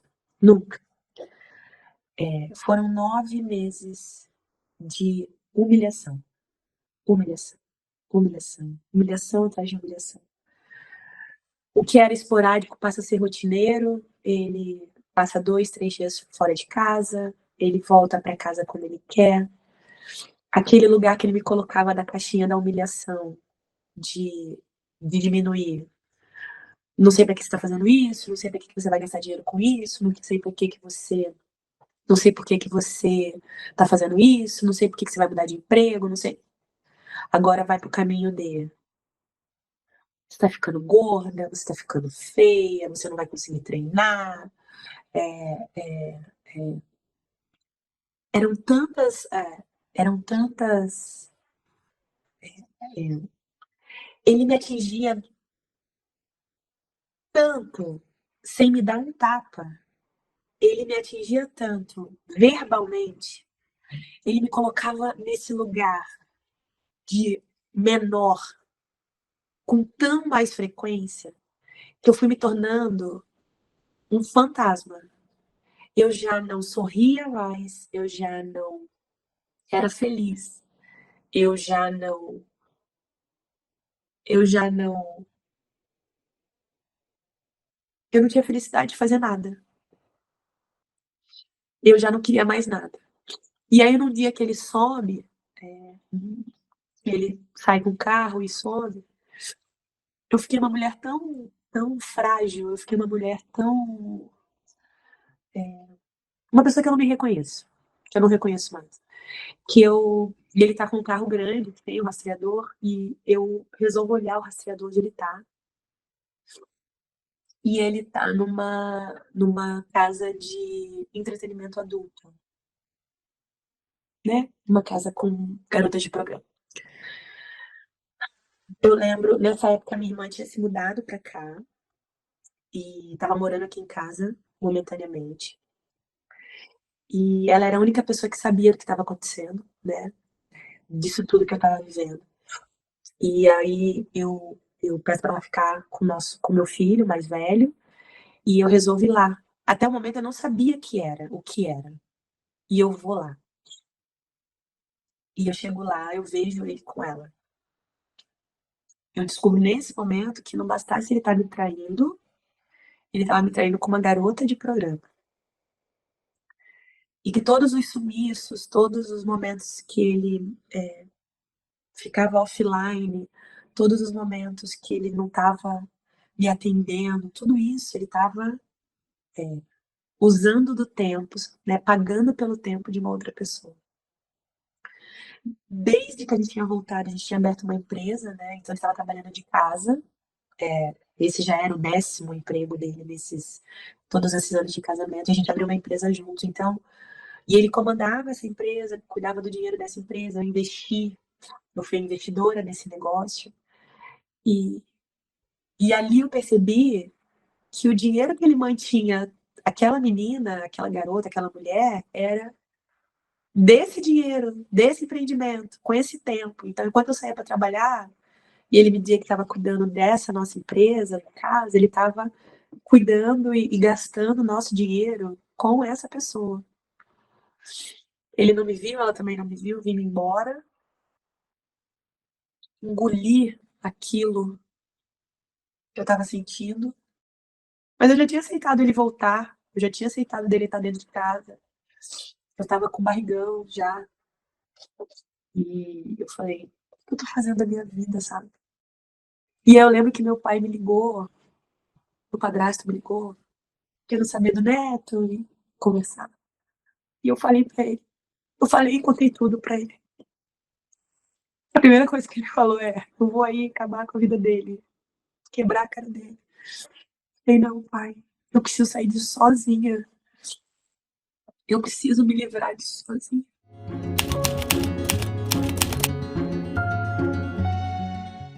E aí eu falo pra ele, pai, eu preciso resolver isso só, sabe? Eu preciso dar um jeito na minha vida sozinho. E aí eu acho que eu acho não, né? Da minha família ele é a segunda pessoa, e depois eu conto pra minha mãe também o que tá acontecendo, a saber dessa história toda. Ainda assim, eu continuo com ele, eu tava com 6 meses grávida, de gravidez, levando essa situação quase que insustentável. E, de novo, eu fico muito envergonhada de falar que eu aguentei muito disso porque eu era muito preocupada com o que as pessoas fossem falar. E isso é muito triste. Ninguém merece viver uma vida infeliz preocupada com o que os outros vão pensar. Mas essa era uma coisa que passava na minha cabeça. Eu não quero ser uma mãe solteira, eu não quero estar uma pessoa sozinha, eu não quero, sabe, estar sozinha. Talvez isso fosse medo de ficar sozinha. E quando eu tava com 8 meses, a gente ia fazer o chá de bebê. E a gente foi comprar o restante das coisas do chá, ele foi comigo. Ele me traz em casa de volta e fala que vai pro bar tomar uma cerveja. Ele vai para esse bar. E, como de costume, não volta para casa. Isso era de sexta para sábado, o chá ia ser sábado. E aí, no sábado, na madrugada de sexta para sábado, eu recebo uma ligação. E é de madrugada, por volta de umas 2h30 da manhã, eu atendo e é o hospital de Curitiba. Falando que ele tinha dado entrada lá, que ele tinha sofrido um acidente e que uma pessoa tinha deixado ele lá. E eu era o contato de emergência que ele pediu para me chamar. Saiu de casa com uma barrigona de 8 meses, 8 para 9 meses, e vou para esse hospital. Aí eu chego lá, me identifico, falo, né, que eu tô lá para ver o paciente X, e aí eu espero um pouco, e essa pessoa vem lá de dentro, uma pessoa vem lá de dentro com um saco de lixo, e me entrega o saco de lixo. E aquilo me deu um, meu Deus, ele morreu? É a primeira coisa que veio na minha cabeça.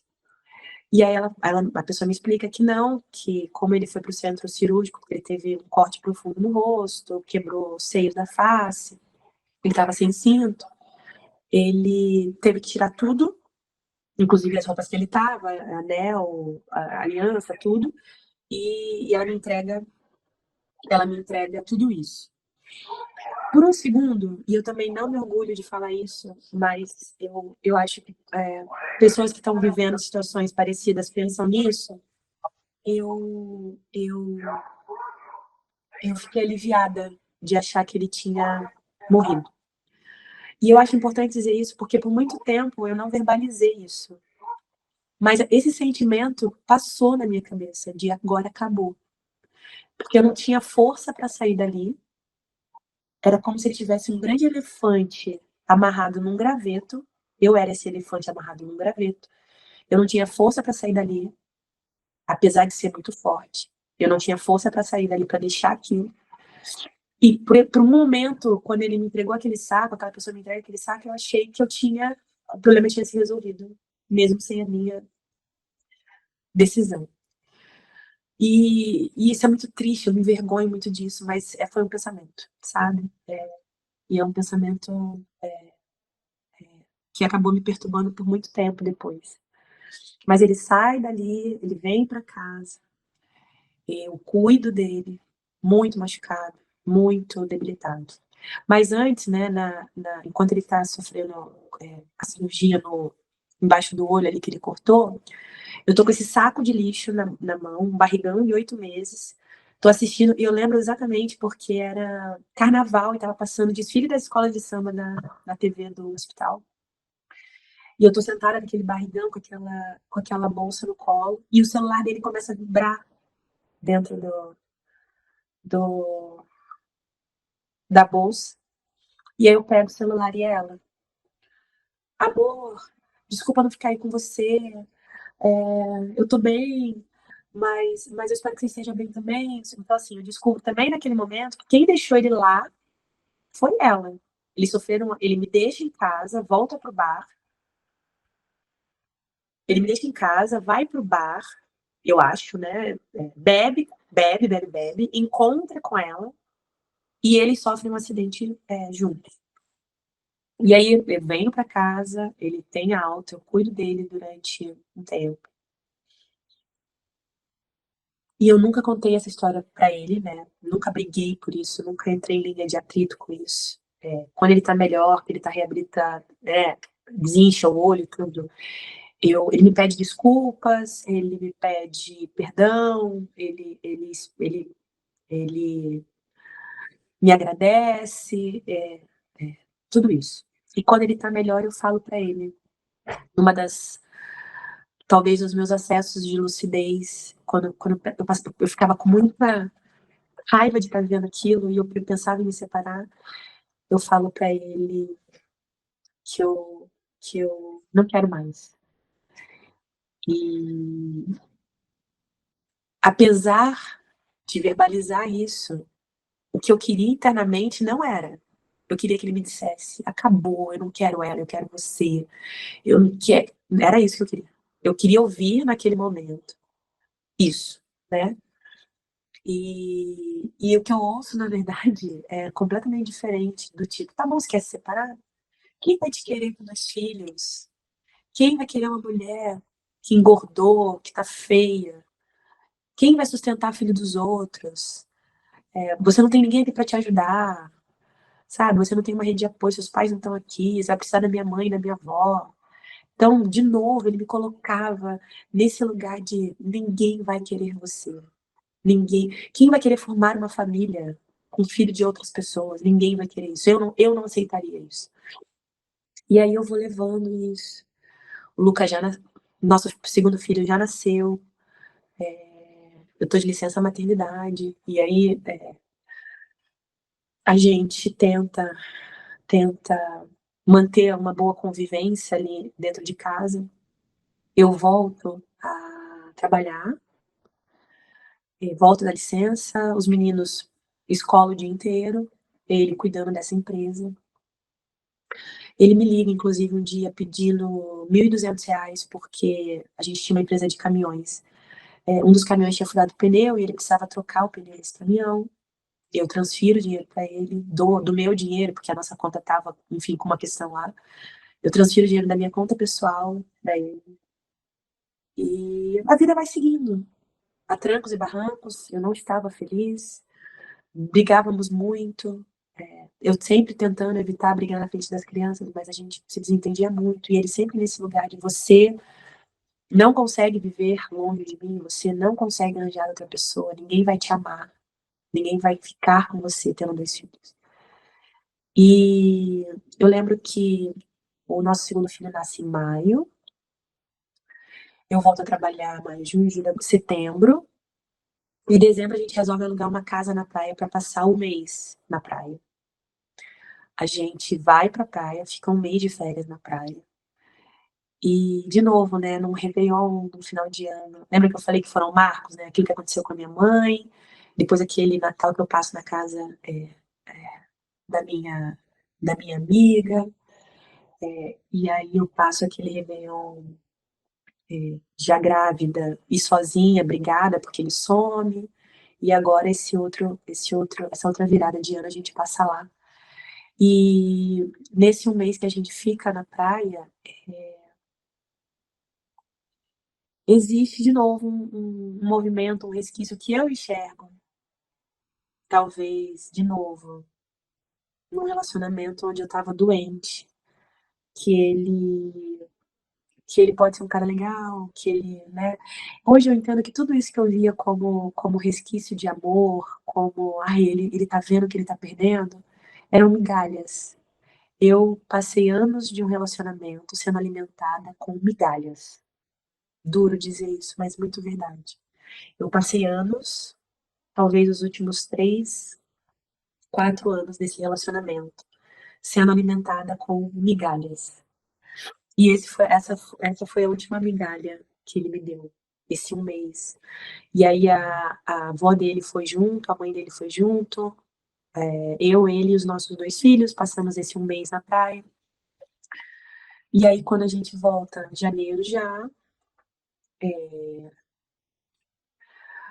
as 2 primeiras semanas de janeiro são mais tranquilas. A terceira semana ele muda completamente de novo, entra naquele buraco, naquele loop de sumiços e tudo mais. E no dia 26 de janeiro de 2020, e esse é o dia da minha libertação, ele leva o nosso filho no jogo de futebol. Eles voltam para casa por volta de mais ou menos umas 8 horas da noite. Ele entra pro banheiro. E o meu filho mais velho nesse tempo estava com 10 anos. A gente estava completando 14 anos juntos. Ele entra no quarto e a gente tem uma brincadeira até hoje. Que quando a gente brinca muito um com o outro, mas quando a gente tá falando sério, a gente fala jurado, juradinho. E aí a gente põe o dedinho assim. Hoje ele tá com. Vai fazer 16. E até hoje é assim. E aí ele entra no quarto com o rosto muito assustado, a boca branca, um olho arregalado. E ele fala: Mãe, eu preciso te contar uma coisa, mas eu preciso que você acredite em mim. Ele fala, meu filho, ele, mãe, você acredita em mim jurado, juradinho? E ele nem tinha me dito. E alguma coisa me dizia que eu já sabia o que era. Mas eu falo, claro, meu filho, o que que é? E ele fala, mãe, eu vi o meu pai me deixou na arquibancada por uns 10 minutos. E eu fiquei com medo. E eu desci da arquibancada pra achar meu pai. E eu fui no bar atrás dele, porque ele tinha falado que ia comprar cerveja. E quando eu cheguei lá, ele tava beijando uma outra pessoa.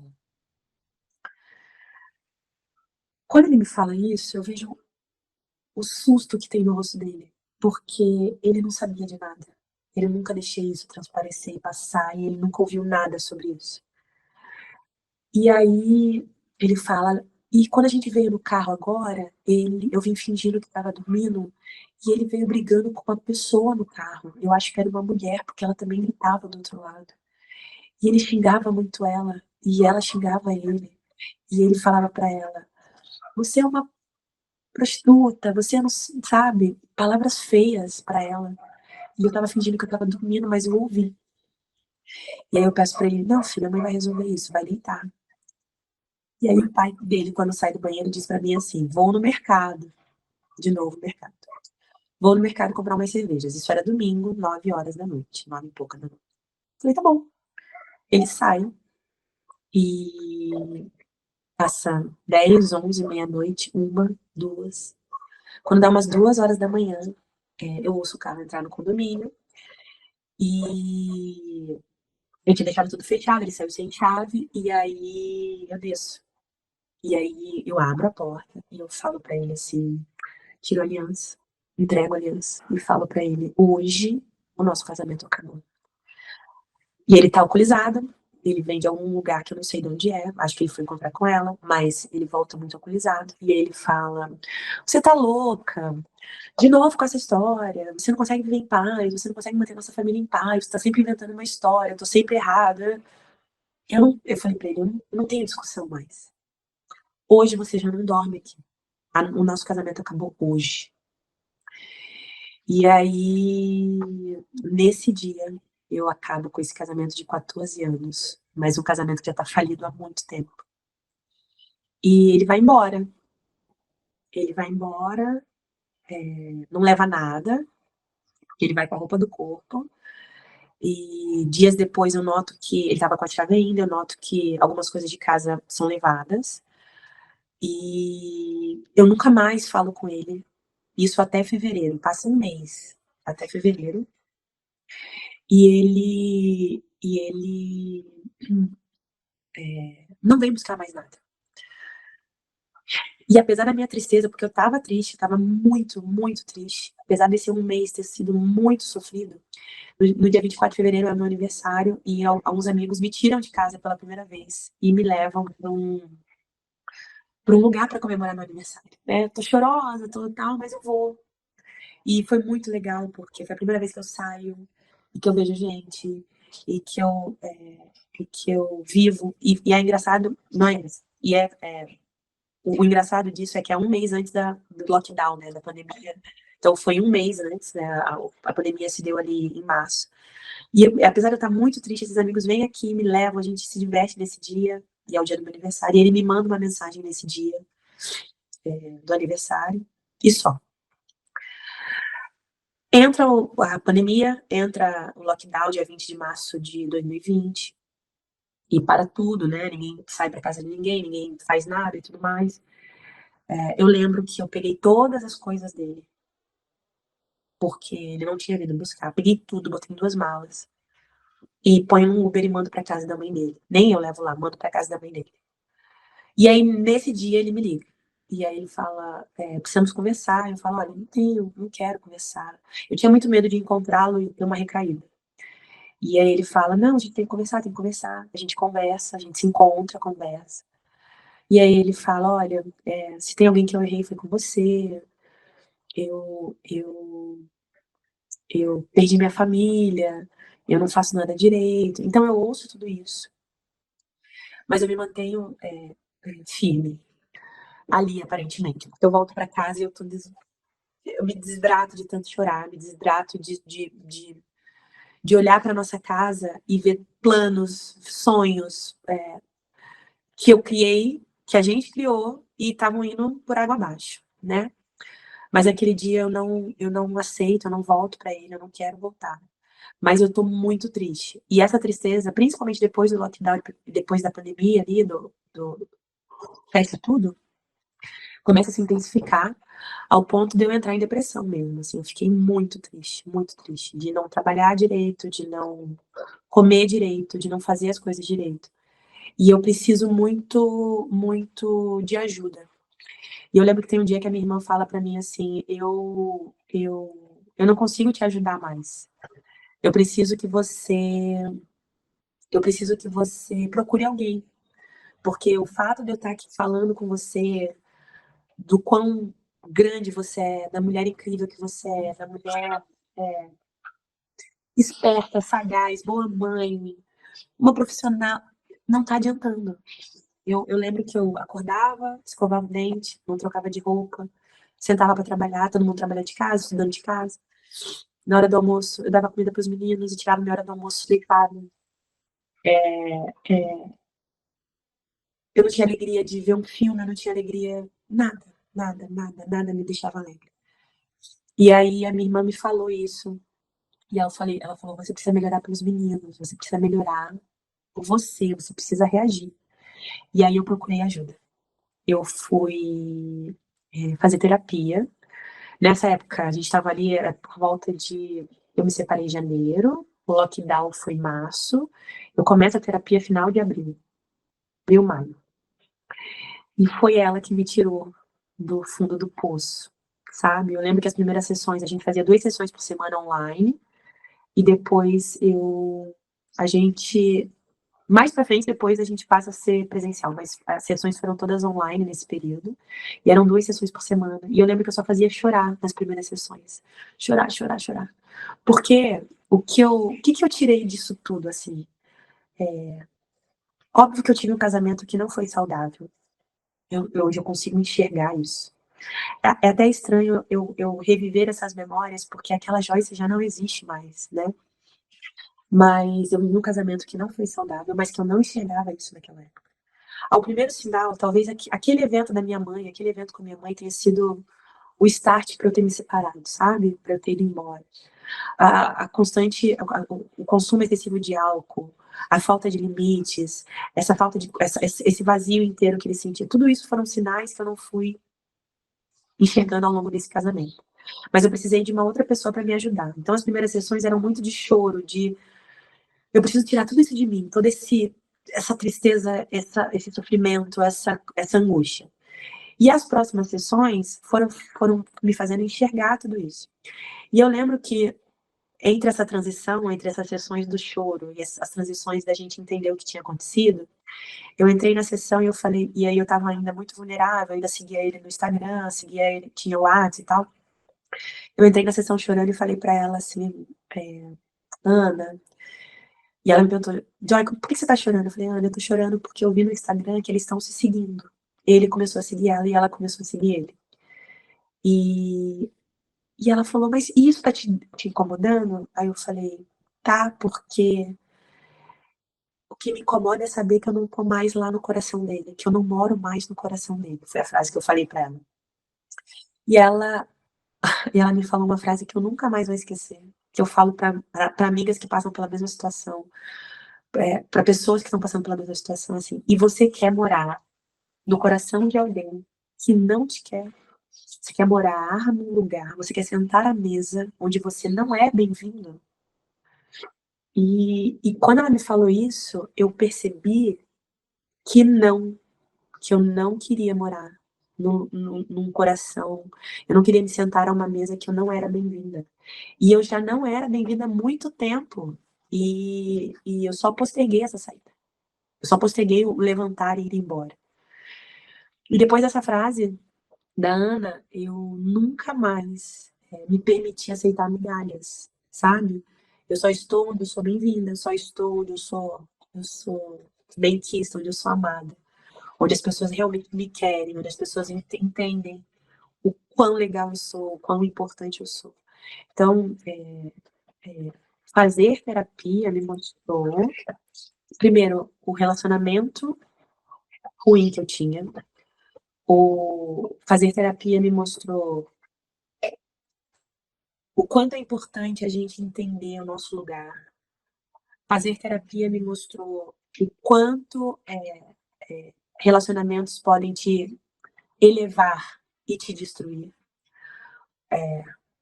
E acho que o principal me mostrou que tem uma música que diz assim: me apaixonei pelo que eu inventei de você. Hoje eu conto essa história toda e eu falo, se você tivesse falado com a Joy de 5 ou 6 anos atrás, ela ia te florear muito mais as coisas. Mas eu contando hoje com uma coisa mais, com uma sequência lógica, contando uma história mesmo, eu vejo que ele já não me amava há muito tempo.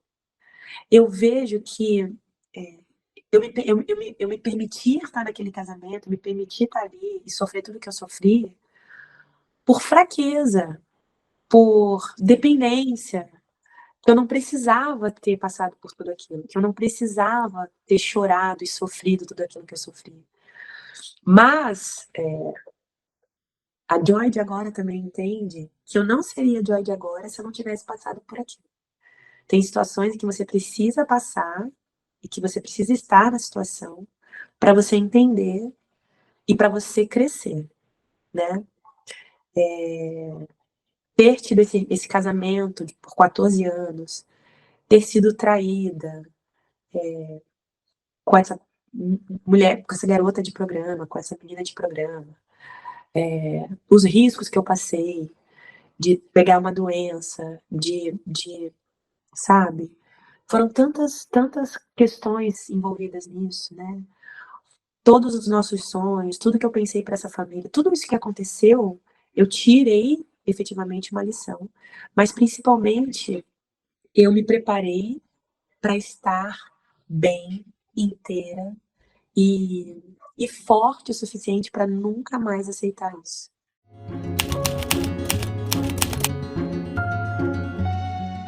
Sigo fazendo a minha terapia. Depois de 1 ano de separação, fui visitar minha família no Rio de Janeiro. Já conhecia uma pessoa pela internet, pelo Instagram. Éramos amigos há 7 anos pelo Instagram. Nunca tivemos nada, né? Ele é esportista também, eu sou esportista, e enfim, a gente se conhecia de Instagram, de esporte, né?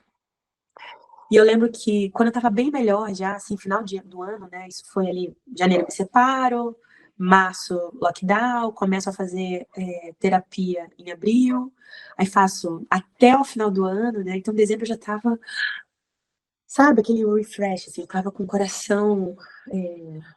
Já começava a descobrir quem eu era, porque com 14 anos eu fui me apagando, me anulando. E aí já sabia mais quem era a Joy, do que a Joy gostava, do que a Joy, enfim. E aí eu lembro que numa oração, eu falei para Deus assim: Deus, a hora que for a hora que o Senhor for me mandar alguém, né, que for achar uma pessoa para mim, eu queria te pedir umas coisas. Então a primeira coisa que eu te peço é que essa pessoa que venha ame mais os meus filhos do que a mim. Ame muito os meus filhos. E Deus me mandou uma pessoa assim. Deus, quando você for me mandar alguém, me mande alguém que goste de esportes, porque eu sou apaixonada por isso me faz bem, é a minha terapia. Deus, quando você for me mandar alguém, me mande alguém que não beba, ou que beba socialmente, né? Que beber não seja razão de viver, né? E que alguém que tem as mesmas crenças que eu, lutador, batalhador, que goste de trabalhar, que queira crescer, que queira se desenvolver, que tenha ambição, não no sentido ruim da palavra, mas que queira evoluir. E Deus me mandou essa pessoa. Eu vou visitar minha família no Rio, fui visitar minha família no Rio. E aí eu vou treinar com essa pessoa que eu já conhecia da internet, do Instagram. A gente sai para correr juntos e é um dia fantástico. A gente se fica junto nesse dia, se beija nesse dia. E, e desde então eu vivo o melhor relacionamento da minha vida. Um relacionamento leve, saudável. Desde esse dia a gente não se separou mais, a gente saiu para correr, depois jantamos, ele veio para cá, passou com 15 dias de namoro, o primeiro Réveillon aqui, primeira virada do ano, então eu amo o Réveillon. Foram tantos Réveillões, tantas viradas de ano ruins, e essa foi uma virada tão especial. Ele é completamente apaixonado pelos meus filhos. Apaixonado. Meus filhos são completamente apaixonados por ele. Meu filho menor chama ele de pai. E ele assumiu esse papel de pai dos meus filhos. Vai nas reuniões da escola, leva para o médico, ensina a andar de bicicleta, faz tudo, dá bronca, ele é essa pessoa. Um ano depois que a gente, 9 meses depois que a gente se conheceu, ele me pede em casamento, a gente fica noivo. Quando a gente completou exatamente 1 ano de namoro, a gente se casa. Então eu tô completando esse ano 5 anos de namoro e 4 de casado. E eu aprendi nesse relacionamento que é isso, a gente eu lembro que logo que a gente começou a namorar, eu botei ele sentado e falei assim: "Preciso te contar uma coisa". E eu contei tudo isso pra ele. Aí ele ouviu, e aí eu falei pra ele: "Você ouviu o quanto eu passei, o quanto eu aceitei, o quanto eu me anulei, o quanto eu me cabi numa caixinha?". Ele ouviu. "O quanto eu perdoei, o quanto eu desculpei". Aí ele ouviu. Eu falei: "Então, tem uma notícia boa e uma notícia ruim. A notícia boa é que eu sou uma pessoa muito melhor do que eu era. A notícia ruim é que eu não aceito mais nada disso". Então, ao primeiro sinal, a primeira possibilidade, acabou a nossa história, acabou nosso namoro. Eu não vou aceitar nada além do que eu mereço, nada, nada, nada. E eu lembro que ele falou, e também é uma frase que eu vou levar pra sempre pro nosso casamento. A gente fala isso com muita frequência. Ele me fala isso com muita frequência, porque apesar de hoje estar muito, muito dona de mim, né, de ter me entendido nesse lugar tudo que eu passei, e essa mágoa da traição, que é a principal coisa que me doía, tá muito bem resolvida, essa cicatriz, essa ferida tá fechada, né? É uma pele machucada, cicatrizada, mas é muito sensível, né? Logo que a gente começa a namorar, ele me fala, e nesse dia que eu falei com ele me fala uma frase que é: "Eu nunca vou te colocar numa situação em que você vai passar vergonha ou que você vai se sentir diminuída. Eu nunca vou te colocar numa situação em que você vai se sentir pequena ou envergonhada". E ele me trata como uma verdadeira rainha, né? Tudo que eu não tive nos outros relacionamentos, tudo que eu não tive nesse principal relacionamento, né, nesse meu primeiro casamento, eu tenho agora. Que é um cara que cuida de mim, que me trata como a mulher especial que eu sou, que é realmente um homem responsável, amoroso, carinhoso. Abre a porta do carro pra mim, puxa a cadeira pra eu sentar, veste minhas meias quando eu tô com frio, faz um cafezinho gostoso de tarde. Então, ele tá aqui cuidando realmente, da família dele, da família que ele acolheu. E eu não posso deixar terminar sem falar das semelhanças com o que aconteceu com a minha mãe, porque minha mãe achou um homem tão incrível quanto eu acabei achando depois de tudo isso. E o meu atual marido, ele também assumiu uma família que não era dele, mas com muito amor, com muita responsabilidade, com muito carinho, com muita dedicação. E enquanto for um relacionamento saudável, sadio, onde a gente se faça feliz mutuamente, onde a gente se respeite mutuamente, a gente vai estar aqui lutando por esse relacionamento. E eu não tenho o menor problema de dizer que se um dia isso deixar de acontecer e deixar de ser, é o primeiro sinal, eu vou ter a força e o discernimento de levantar dessa mesa e ir embora. Não é porque tá bom agora que eu vou ter que ficar quando estiver ruim. Então isso foi uma coisa que eu aprendi, tanto na terapia quanto com tudo que eu passei. É isso.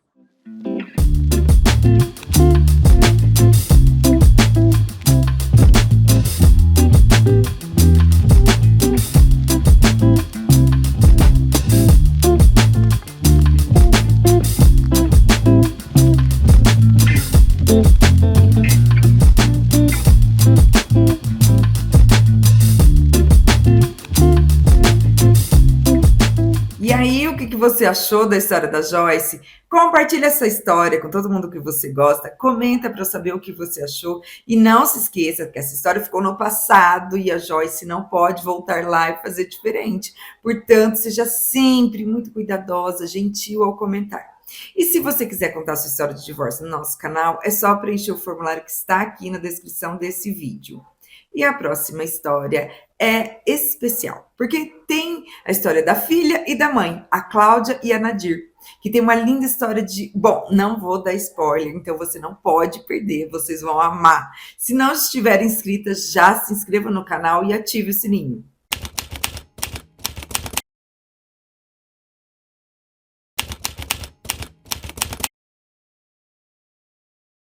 Não acreditava, eu com a minha chave na bolsa. Ela foi, quando eu abri a porta, o apartamento estava vazio e as coisas do bebê no meio do chão da sala. E falou, vem, senta aqui perto de mim. Eu sentei, ele deu um tapa na minha cara.